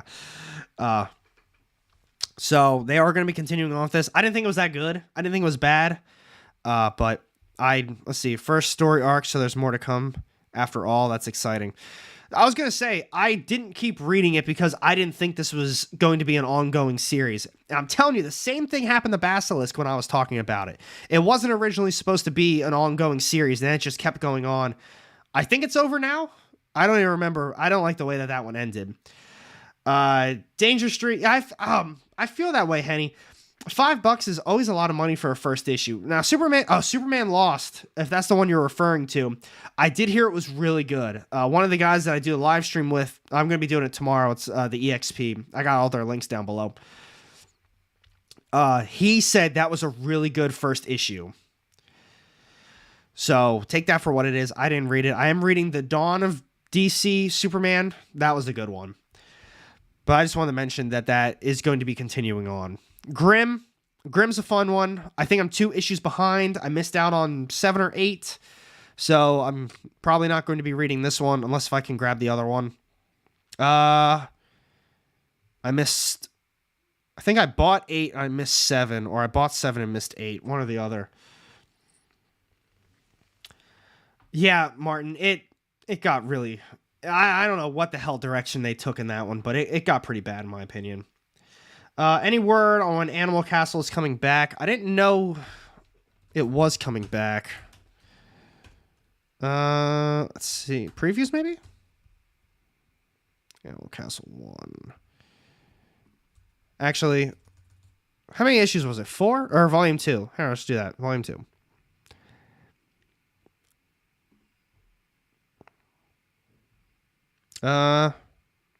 March? May 3rd. May 3rd, it'll be back. So my Animal Castle friends out there, May 3rd. The only other one I'm going to mention from this one is Neighbors. It's a brand new series. I was looking forward to it at first. So it says, when Janet and Oliver Gowdy move to a quaint mountain town, their daughter Casey becomes part of a horrific chain of events, revealing that their neighbors are anything but what they seem. That seems cool. It looks like a kind of horror monster series. But my thing is I'm pretty sure it says steeped in Irish and English folklore and mythology, Jude Ellison S. Doyle Maw joins ours. I didn't like Maw at all. I thought Maw was stupid. The first issue was interesting. The second issue really lost me. And the third issue, I said, I'm done. This series isn't good. So that kind of made me a little bit more hesitant for this series. I'm going to give it a shot. We're going to kind of go with the flow. Yeah, Kevin O'Shea, Maw sucked. Maw did suck. Like I said, though, I thought the first issue was cool. And then it just progressively lost me until I was like, this shit's bad. So, yeah, like I said, we'll see how it goes. It is a new series. I tend to give Boom Studio new series a try. I don't know if it's just me, but before Something is Killing the Children, I really didn't read a whole hell of a lot of Boom Studios. And then after Something is Killing the Children, I pick up pretty much every single new series from them. And I don't know if this is just me, but I don't think a lot of their series are good. I really don't. I mean, let's look at, can we just bring up specifically Boom? No. I'm riding off that high still. I mean, 30 issues deep for Something's Killing the Children? I'm just like, if they came out with this, well, who's to say the next one's not going to be that bad? But Berserker, Maw, Eat the Rich, these are the ones I can think of off the top of my head. Those are terrible. Berserker, we're not getting into Berserker. We're not doing that. I don't know. What I will say is I watched somebody's review, I think around issue number 7 or number 8. And I remember reading that issue and I was like, oh, this is definitely the worst issue I've read this week. And the person who I watched thought it was the best issue of the week. And he was like, Berserker, no doubt, is one of the best series on the market. And I was thinking, bro, you're reading a different series than me. I don't know what the hell book you got in front of you, but it's not the same book I have. Because he said that the plot is great. And up until 7 or 8, there's no goddamn plot. There's non-existent. So I was kind of, I don't know. Let's see. I was going to say, I had to relook at my books first. I was like, did I screw up? Nah, Berserk. Now, Berserk is fire. Let's see. Joseph L. The Approach. The Approach is very good. I will say that. Mosley I'm not reading, but I heard very good things. And I do really like Once Upon a Time at the End of the World. I will say that much. That one's very good. That one's coming out next week. You're right, though. Different strokes for different folks. Keanu's National Treasure. He is. Keanu Reeves is probably... I've never met him, but he strikes me as someone who's very genuine and very nice and cares about your well-being. That's who he comes off as. But I will say I thought the series was bad. With all those nice things being said, it was a bad series. TMNT Last Ronin is very good. And you're very right. The hype was all for Keanu. Everybody bought it. The 1 in 1000s, the 1 in 100s. Everybody bought that crap for him. First comic book that he wrote. Tons of hype behind it. It was supposed to be this action-packed. I mean, he kind of looked like. I was gonna say, he doesn't look like John Wick on the front, but everyone's expecting that type of just a crazy outlandish series, which I mean, it was for the most part. It really was.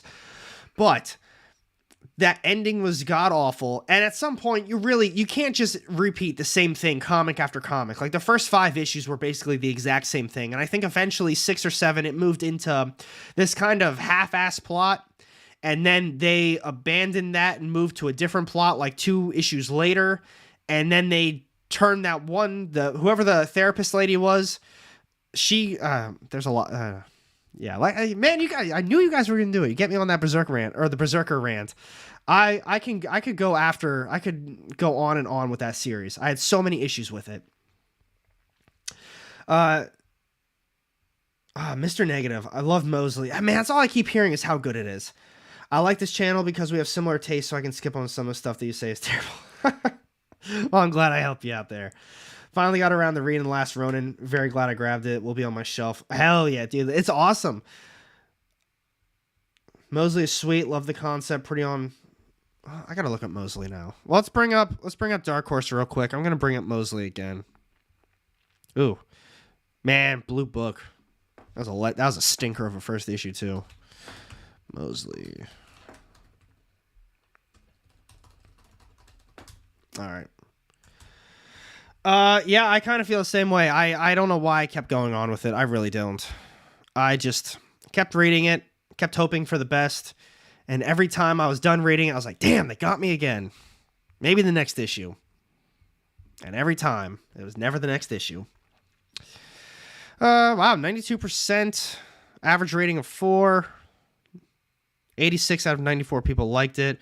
From Farmhand creator Rob Guillory. Farmhand's awesome. Farmhand's the shit. I did not keep going on the series, though, I will say that much. I didn't read the next volume. In the hyper-technological world of the later 21st century, Mosley is a bitter old janitor on a mission from a higher power to unleash holy hell upon the too-big-to-fail tech gods. Huh.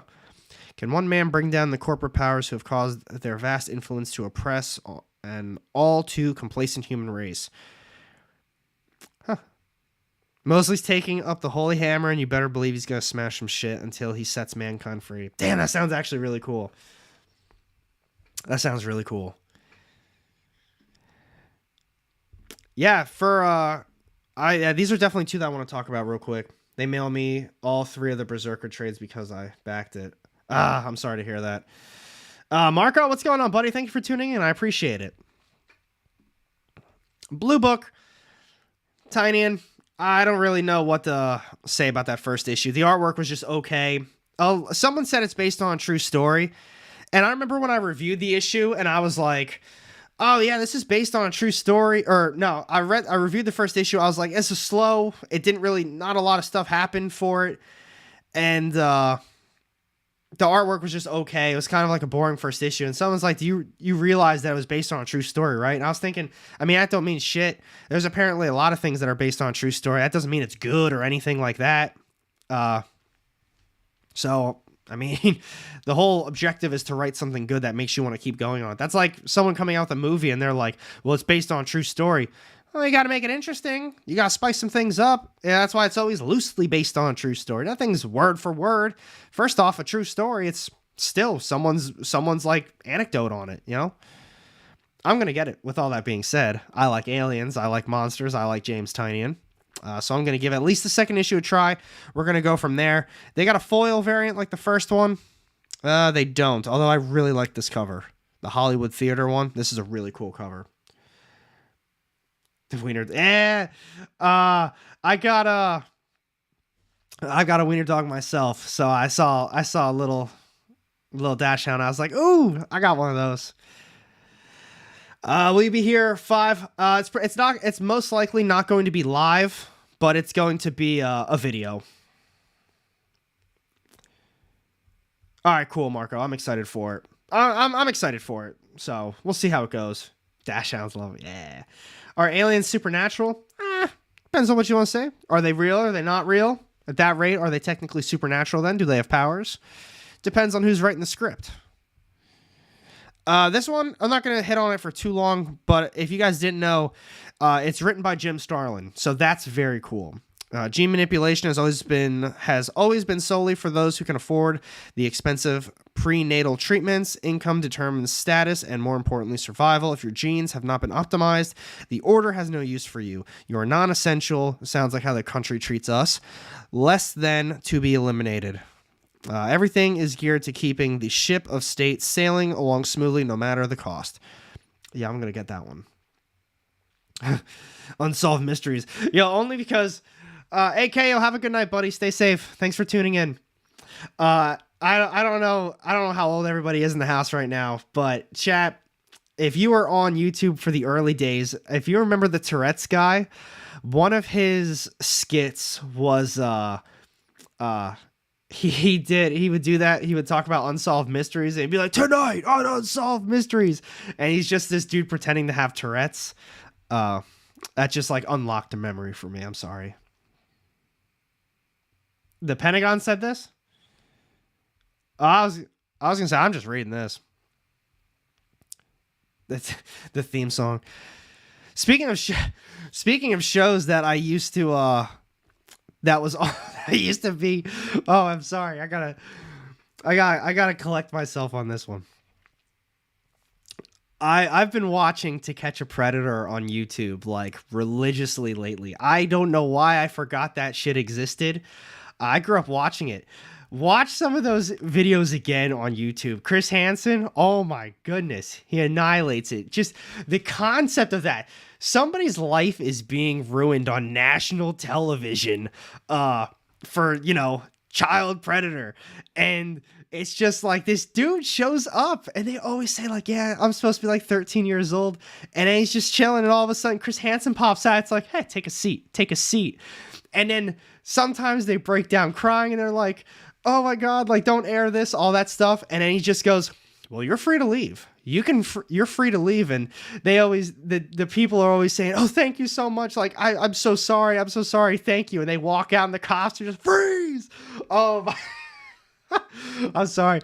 I had to collect myself for that one. That was just, I'm still trying to like realize that was on national television for years. It was crazy.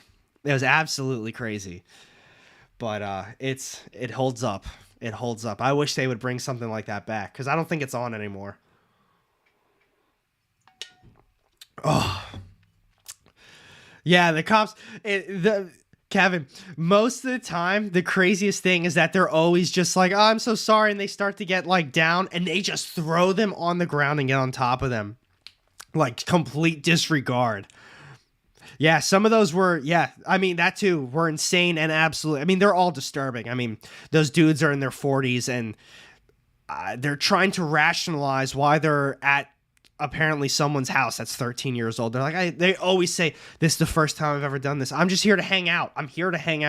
Come on with that. And then they find out all the stuff that they brought with them. Nah, they're out of their minds. I'm not getting anything from IDW. Where the hell is he in this chat right now? Mike Corker. Yeah, I'm not getting any of these. I heard Earth Divers is really good, though. At this time, I don't think I'm going to be grabbing anything from Dynamite either, if I can recall. If you guys want to talk about these, let me know. Yeah. Gargoyles. That's a cool one if you're a Gargoyles fan. Yeah, some dude got caught. EDP 445 on. Oh, really? Oh, man, I'll have to check that out. See, out in Oklahoma when I lived there, there's a guy.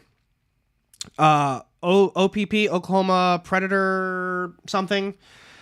And, wait, the host got himself canceled. From Chris Hansen? Catfish. Oh, my God, Catfish is also a bad one. Oh, I'll talk about those then, guys. I'm sorry. We got someone grabbing turtles and Godzilla, Best of King Ghidorah. This is just a one shot. It only ever has. Oh my goodness. These usually only have a cover A. This is a 2023 online exclusive cover. That's actually a cool one. So these are just like the TMNT ones. If you guys are interested, it's always like a best of series. It's like the best of these characters. And this one's obviously Best of King Ghidorah.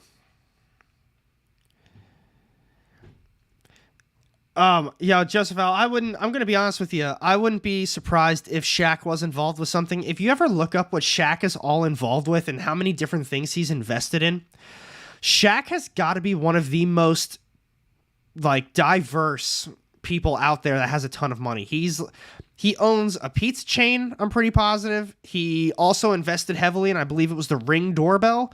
The dude's got his money everywhere. I'm telling you, if I didn't have DC and Marvel to still get through, I'd bring up Shaq. Shaq's got a lot of crazy stuff going on. Wait, did I just X out of that for TMNT? I did. At least I think I did. Is this still a tie-in series? No, it doesn't look like it is anymore. Oh, it is. Yeah, the Armageddon game. So this is still an Armageddon game tie-in. The Eastman covers are always fire. Ooh. Well, speaking of fire, it actually does have fire. He's in the comedy shows big time. Oh, my goodness. Kevin, I agree. I really hope we get more Year Zero. I think I think Year Zero is too profitable for AWA for them to not continue on with that series. I mean, they've got a lot of bangers, and I know a lot of them are good, but they're 3 volumes deep in the Year Zero, and that's a series I feel like they could easily just continue on with. So they really need to do that. They need to start making them longer, actually. That's what they should be doing. That could be the first ongoing series from AWA, in my opinion. Maybe not ongoing, maybe 10 issues, like a limited series. Shows the characters, develop them, show them survive. Then we can get a little bit more backstory too, maybe some more stuff that shows them actually trying to survive or make it somewhere safe. That's what I would like out of Year Zero. I would like it to be a limited, like 10 issues. Yeah, Shaq sounds like a really good dad too. Shaq, I feel like he's just a overall fantastic person. He's funny as hell. I was gonna say he's in the comedy shows big time. He's absolutely hilarious. Shaq is the man. I remember seeing his episode of Cribs on MTV growing up. Wasn't it a circular bed? Didn't it have a S on it for Superman? Am I thinking of that wrong? But I kind of just quickly went over Dynamite, Gargoyles, Vampirella. Gargoyles, they always got some sweet covers for these. And while we're on Dynamite, I just want to give you guys a heads up. If you didn't know, tomorrow, 6 p.m. EST, I'm going to be on the EXP. It's _EXP. It's like a channel that's kind of created through Dynamite Dynamic Forces. So it's a claim show, but in addition to that, we also talk comics. We talk about a lot of other things. That's 6 o'clock EST. It's a good time. They've got literally like everything. They've been doing more Bronze and Silver Age books for sale. They've got slabs. They call them CCAs, but it's like a blank sketch cover that's done usually by Ken Hazer. Sometimes, I don't want to mess his name up, but Nicieza and Del Beato as well. That's what I thought. I thought it was a Superman comforter. But yeah, if you got any questions about that, let me know. I should have all the links in the description. I don't recall off the top of my head, but I think they're all down there. Moving on to DC, I think they're having a little bit lighter of a week, if I can recall. Oh, that's the book I had to read, the Batman one. All right, here we go. Let's get Dynamite off there. Let's see. I picked up Red Sonja, How Sonja Won. Not terrible, but I dropped it. So the way I go into it is I think I talked about this one last week. It's like you've got Red Sonja, and then there is a separate Hell Sonja series too. Barbarella, Vampirella, Cherish. I think there's definitely some other ones, but I think of it. Which one would I want to read? My brain kind of treats them all as similar. They got powers, female lead. What would I personally like to read? With a week that is always consisting of a bunch of Marvel. Sometimes there's even a Radiant Black or a superhero series sprinkled in from the indies on top of whatever I grab from DC. I like reading not stuff like that as much. I really like crime. I really like horror books. That's what I tend to read the most of. I mean, you're looking at a wall of Marvel, but in reality, everything once it starts hitting pretty much behind me on lower is all the indie horror stuff. So that's what I really like. So I tend to limit my superhero reading. Crime is always good. Ooh, Erratic. Kaiser, Erratic would be a good one. Although they've done a great job with it being a limited series. I think they've had a really good, they've done well with the pacing and the development of the characters, as well as the plot too, but. So this one, I'm definitely going to be grabbing, for all of you Superman fans out there, actually, so here's the 2 that I'm for sure going to be getting. Chat, start letting me know which ones you're going to be picking up so I can bring them up and we can talk about them. I'll bring this one up just in case. And I think this is the end. I'll bring up Flash. I just saw Flash from Henny. So Superman number 2. It's written by Joshua Williamson, artist Jamal Campbell. I think this first issue was really good. And I'm saying I think it's really good because I haven't read a lot of Superman ever. I think I was talking about, I don't think I've actually ever read Superman before up until this first issue. So to me, I think this was a good jumping on point for someone who doesn't have a lot of knowledge on the character. I think they did a good job kind of easing a new reader into it. It was like, oh, this is Superman. Yeah, Clark Kent, he's from Smallville. And then all of a sudden, here's Lois Lane. Some other characters made appearances as well, but I'd say the first kind of half of the issue was them getting the reader acquainted to who the characters were, and they didn't really give a backstory, anything like that. But it was like, it kind of reminded me of a sitcom, like a character popped in, and I feel like everyone should just start clapping. But overall, it still was a fun read, and then once the kind of middle, more towards the end hit, that's where you really got to see where the plot was going, and I think they did a good job with that too. I'm actually very excited to read this one. Now, I gotta say this one too. I'm going to tell you straight up, I've been reading all of them. I don't know if I'm going to have this one for Thursday, mainly because I'm going to be getting quite a few other books, and it's $8. They are 60 pages. They're oversized issues. They've got a nice cardstock cover on them. I always feel as though I get my money's worth. But with all of the other books, I just have to see where, the finances come out to.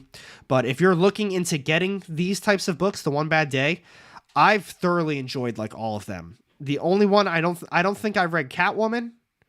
I think there was one other one that I didn't read, but the Mr. Freeze one was great. The Riddler, the Bane one was really good. Was there a Penguin one too? I'm pretty sure there's a Penguin one. Yeah, I agree with that, Marco. Incognito. I have that, I think. Where is that? I'm almost 100% sure I have that. Damn. Or is it Injection? No, I know I have that. Yeah, right here. Yeah, here we go. Incognito. I didn't read this. I got a really good deal on this. It says $45 in the back, but I know I didn't pay $45 for this. I'm pretty positive I only spent like $10. So if anyone's interested, this is what the artwork looks like. Let me get a... Here, this is what the artwork looks like for Incognito. But yeah, like you said, written by Brubaker and Sean Phillips. Pretty much the same team that does Criminal. Ooh, maybe Ollie's is where I grabbed it. Because this is definitely a random sticker.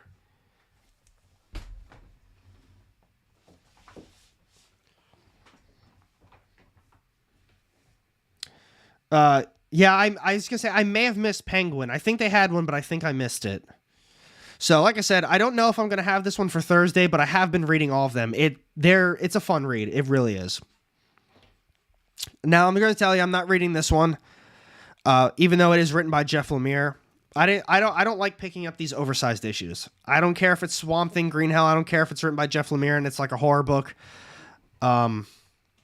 But it's these oversized books. I don't know what the hell to do with them. They just kind of exist in my collection, and I tend to just give them away or sneak them back into the shop, and then I just give them to them because I don't know. They get damaged more times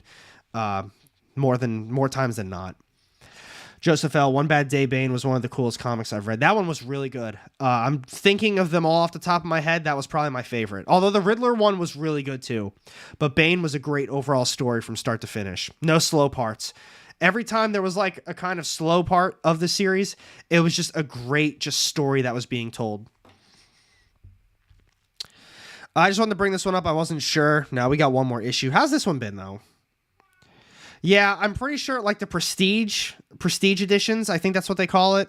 Yeah, I don't pick those up. I don't know. Like I said, I don't know what the hell to do with them. Even when I was grabbing TMNT the Last Ronin, they're not oversized like the prestige ones, but they're taller. And it's the same thing then. I can't put that in the box with the other ones. Yeah, I don't know. Marco, I have heard that. I've heard they're really good. So I do want to read it, but sadly, just one of those things. So we got Flash 795. I'm not going to be grabbing this one, but I saw somebody is grabbing the Flash, so I just wanted to bring it up, check out the different covers. This is actually one that, because I don't think I'm going to be talking about anything else from DC. Hold on. So Black Adam started off good. I did lose some interest in it. I'm going to be real with you. I lost some interest. It wasn't bad, though. I'd rather just read it all at once. I don't particularly care about Black Adam. That's why I always talk about the superhero stuff.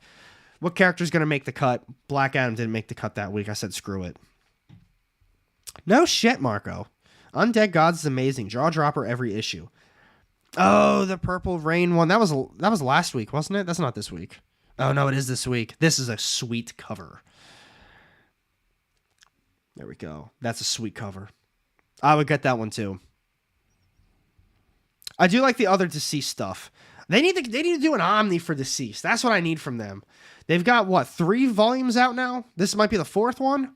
And it's all good shit. They need a hardcover. But we were talking about it earlier with the amount of variants, because one of the things that we went on tangent on earlier was about the variant covers. And I said DC sneakily puts out a lot of covers every week. So we're going to grab Superman because that's a new hot series from them. And we'll do Deceased, although I think that only had 4. I feel like every issue of DC that comes out, it's always like 4 or 5 covers. Well, this one's 9. So 9 for Superman. 5.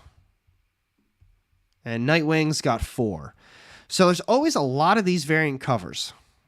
Flash has 5. So I don't know. Like I said, they sneakily put out a lot, because someone mentioned Dynamite earlier that puts out, like, I don't know, a lot of covers. Let's bring them up super quick. Let's see. So Gargoyles, I don't think have a lot. I know Vampirella's probably got a shitload. Actually, we'll bring them all up. We'll take a peek at all of them. So Vampirella. So 6, 12, 18, 19 covers for Vampirella. Red Sonja, Hell Sonja. 6, 12, 15. Gargoyles. 6, 12, 18, 24... 27, 28 covers.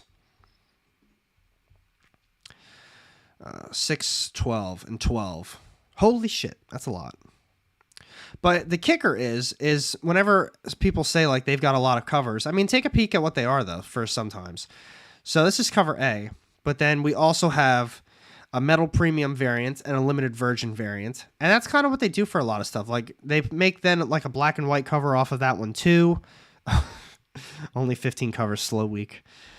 Nah, but they turn everything into like black and white covers and virgin variants, metal covers, ultraviolet variants. Those are actually my favorite that they do. I'll see if they have. Usually the ultraviolet ones are reserved for the female books, like these. Yeah, like that. The ultraviolet ones are badass as hell. I like these covers.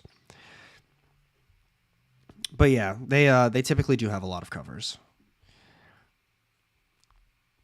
All right, folks, let's wrap this up with some Marvel action. Indies are responsible for a lot of the trees gone. The Indies are destroying the rainforest.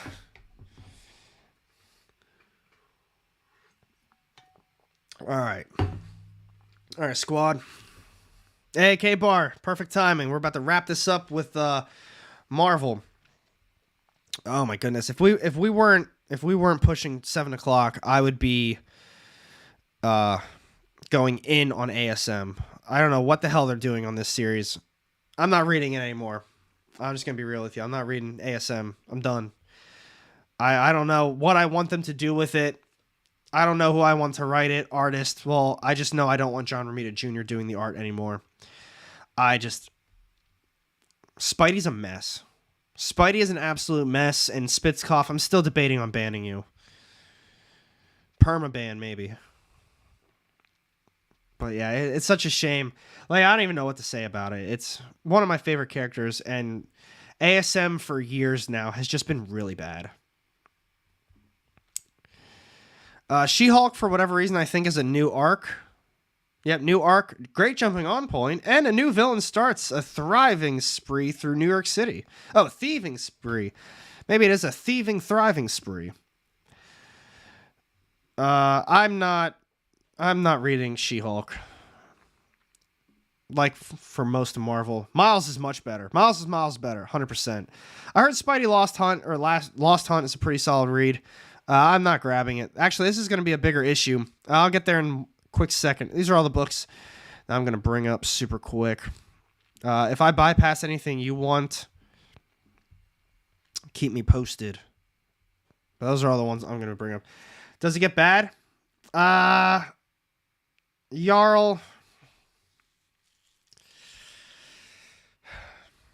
I don't think Spidey's been good for years. I think everything that Nick Spencer did sucked. I think when they moved on to the Beyond Corporation, it started off really good and it got really bad, like pretty fast. It went downhill very fast. This one, I only read a few issues of the new ASM series, but I will say I think the artwork is pretty hard to get past. I don't like the art. But I'm also not enjoying what they're doing with Norman Osborn either.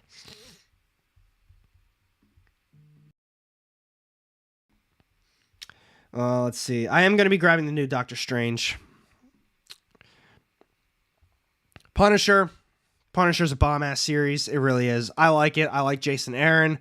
This has been a fun read. They've been doing a lot of build-up, and it's all been working, in my opinion. They brought Daredevil into the mix. I think it's cool. I recommend it. So in this series, they also do like these, what do they call them? Like flashbacks. The last issue, the flashback focused on his wife, and I think they do a killer job on these flashbacks every single time. Let's see. I was all right with a lot of Spencer's run, but this volume is so unpleasant. I can't imagine how it is now, but like I said, I did not continue on with it. Pedro, the new Avengers series, is that this week? Or is that just coming out at some point in general? No, it's not this week. I might get I say I might get it. I don't think I am going to get it, mainly because a lot of people have been ragging on the Avengers for quite some time now, and it's just not good. Let's see. Didn't Superior take Amazing's place? If so, that's the last time Spidey was good. It's been a long time since Superior Spider-Man. I don't know how that kind of got undone. I don't remember how the Volume 2 ended, but I don't think Volume 2 was that good. Yeah, Jeff Mackey. I think it's Jeff. Well, we'll talk about Actually, we'll do Carnage first. Carnage, 11 issues deep. This has been a really fun... Oh, wait. Forgot. Rom V's not even on this series anymore. Yo, this series just started to get really good. Everything that they've been building up to is like now happening. And Rom V's not even on it now. It's Alex Pack-Nadal. And I mean, this isn't to talk bad about Mr. Pack-Nadal here. Oh yeah, we talked about this last week or 2 weeks or whenever. So he's got all against all. So I've still got hope. I still got some hope for this series. Woo, Mr. Negative. That's been a long time, my man. That's been a long time. So I guess I'll obviously keep you guys posted on Carnage, but it's been fun. We'll see what happens with a new writer though.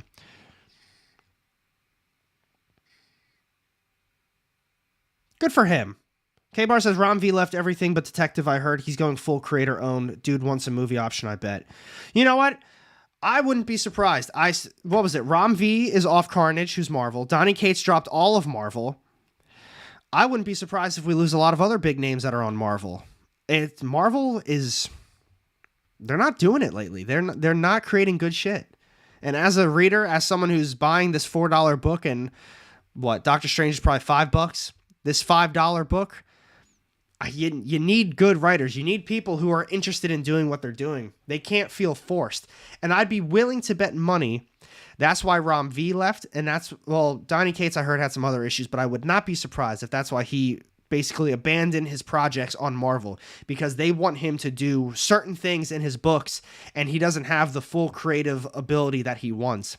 And I still, as much as I say my negativity about him, on certain stuff, and I have had some issues with the Venom series he did, I'm willing to bet money that he had a whole long idea of he had a plan for that series. I'm willing to bet money he had a plan for that series, and Marvel wanted him to rush it and end it so they could start a brand new series. Almost willing to put money on it. And Kaiser, I really don't either. Pedro, I'm pretty sure... I don't know. Let's see. What was the latest issue? It might be 11 too. Not that Venom. Not that Venom. This Venom. Oh shit. We're on 18. Wait, what are we on? March 1st, April 5th. We'll check out the April 5th one. Actually, we'll check out 17 too. Look at 17 first. Al Ewing. They have been swapping though. They have been swapping. Although 18 also has Al Ewing.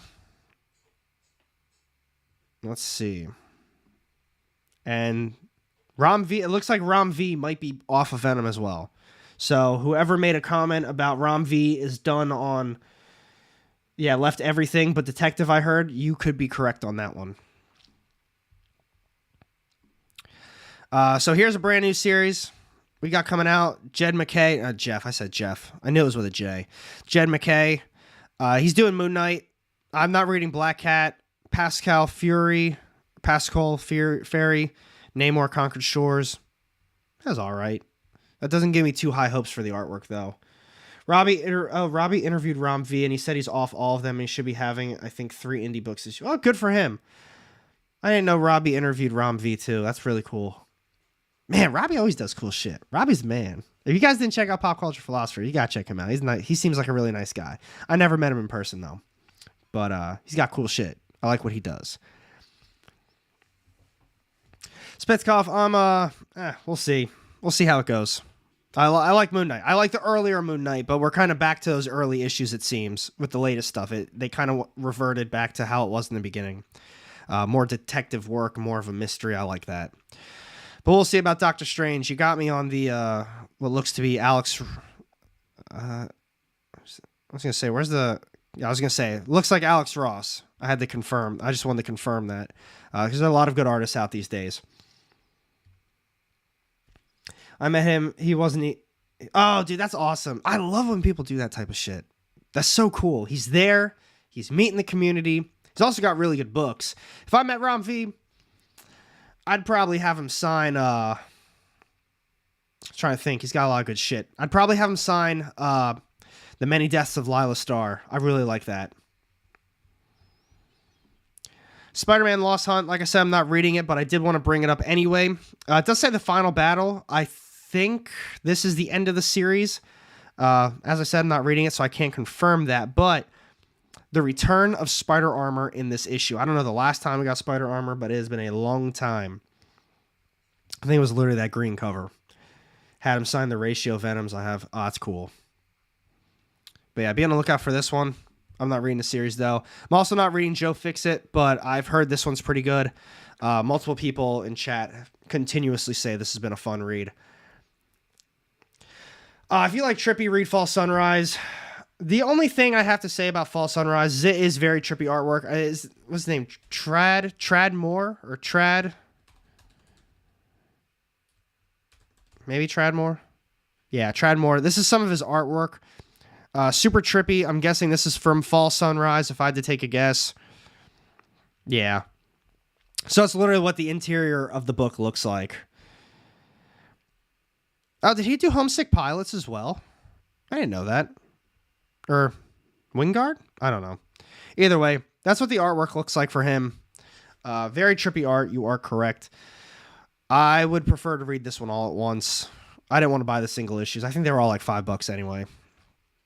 Oh, that's a cool cover. I want to show you guys this too. But that's it for what I'm getting from Marvel. There's no other new series coming out this week outside of Doctor Strange. The only other one I would like to mention is Tiger Division because I think there's something important. Pardon me. Was it this one? Explosive finale of the Tiger Division solo run. So this is the series finale too. And here I want to talk about this one super quick because I don't get into a lot of spec lately. Or I don't get into a lot of spec at all lately. So hear me out on this one. If you're interested in spec, clearly do your own research. But check it out. It's Doomsday. Doctor Doom is in this one. Doctor Doom just showed up in the Thor series as well. And I think Doctor Doom is in another Marvel series too. I don't remember which one it exactly is, but I know he made an appearance in it. So start putting a few pieces of the puzzle together. Doctor Doom is slowly starting to make his way into these comic books. If you're someone who I think if you want to get into it early for some sort of spec, I think Doctor Doom is going to be showing up in something sooner than later. You can always tell with Marvel. They always start to get fans hyped on a character because they start putting them in all of the goddamn series. So take that for what it is. I'm not saying, put your money out there in Doctor Doom, but I think now could be a better time than later. Just, throwing that out there. But yeah, he's starting to show up in a lot of different series, and that usually means something. What is going on with the new Spider-Man book Dan Slott's telling us we have to buy? No, there's nothing about that series that you have to buy. It's not that good, in my opinion. But yeah, like I said, that's just my thinking on it. But that's it, everybody. That's all the books that's coming out this week. We got a really good week. I am quite excited for a few of the books. Marvel, they got some, but indies, I mean, Image got some good ones. They got a brand new series on the way. Overall, it is going to be a little bit lighter than some of the most recent weeks that we've had. I think just taking a quick peek at, some of the stuff, I'd say the one that I don't even know which one I'm looking forward to most, guys. I'd say overall just an okay week. For Marvel, I'm definitely looking forward to the Doctor Strange series the most. But I really appreciate you, everybody. Thank you all, chat. Thank you, everybody, for coming to hang out with me. Stay tuned. Thursday, top 10 list is going to be coming out. Friday, I'm going to be doing the weekly kind of comic book news stream.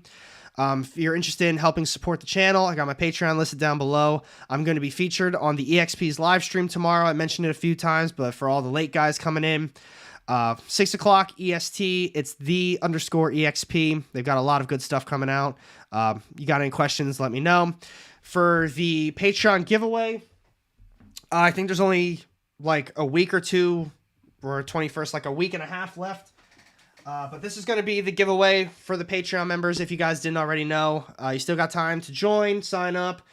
I'm going to be doing more giveaways as well, not just on the Patreon. Some smaller things for daily videos for everybody that tunes in. I've said that in the past, but then I moved and, a lot of other life things happened, but good to go now. So, like I said, you got any questions, let me know. Seriously, thank you again, everybody. I appreciate it all, and we'll catch you in the next one.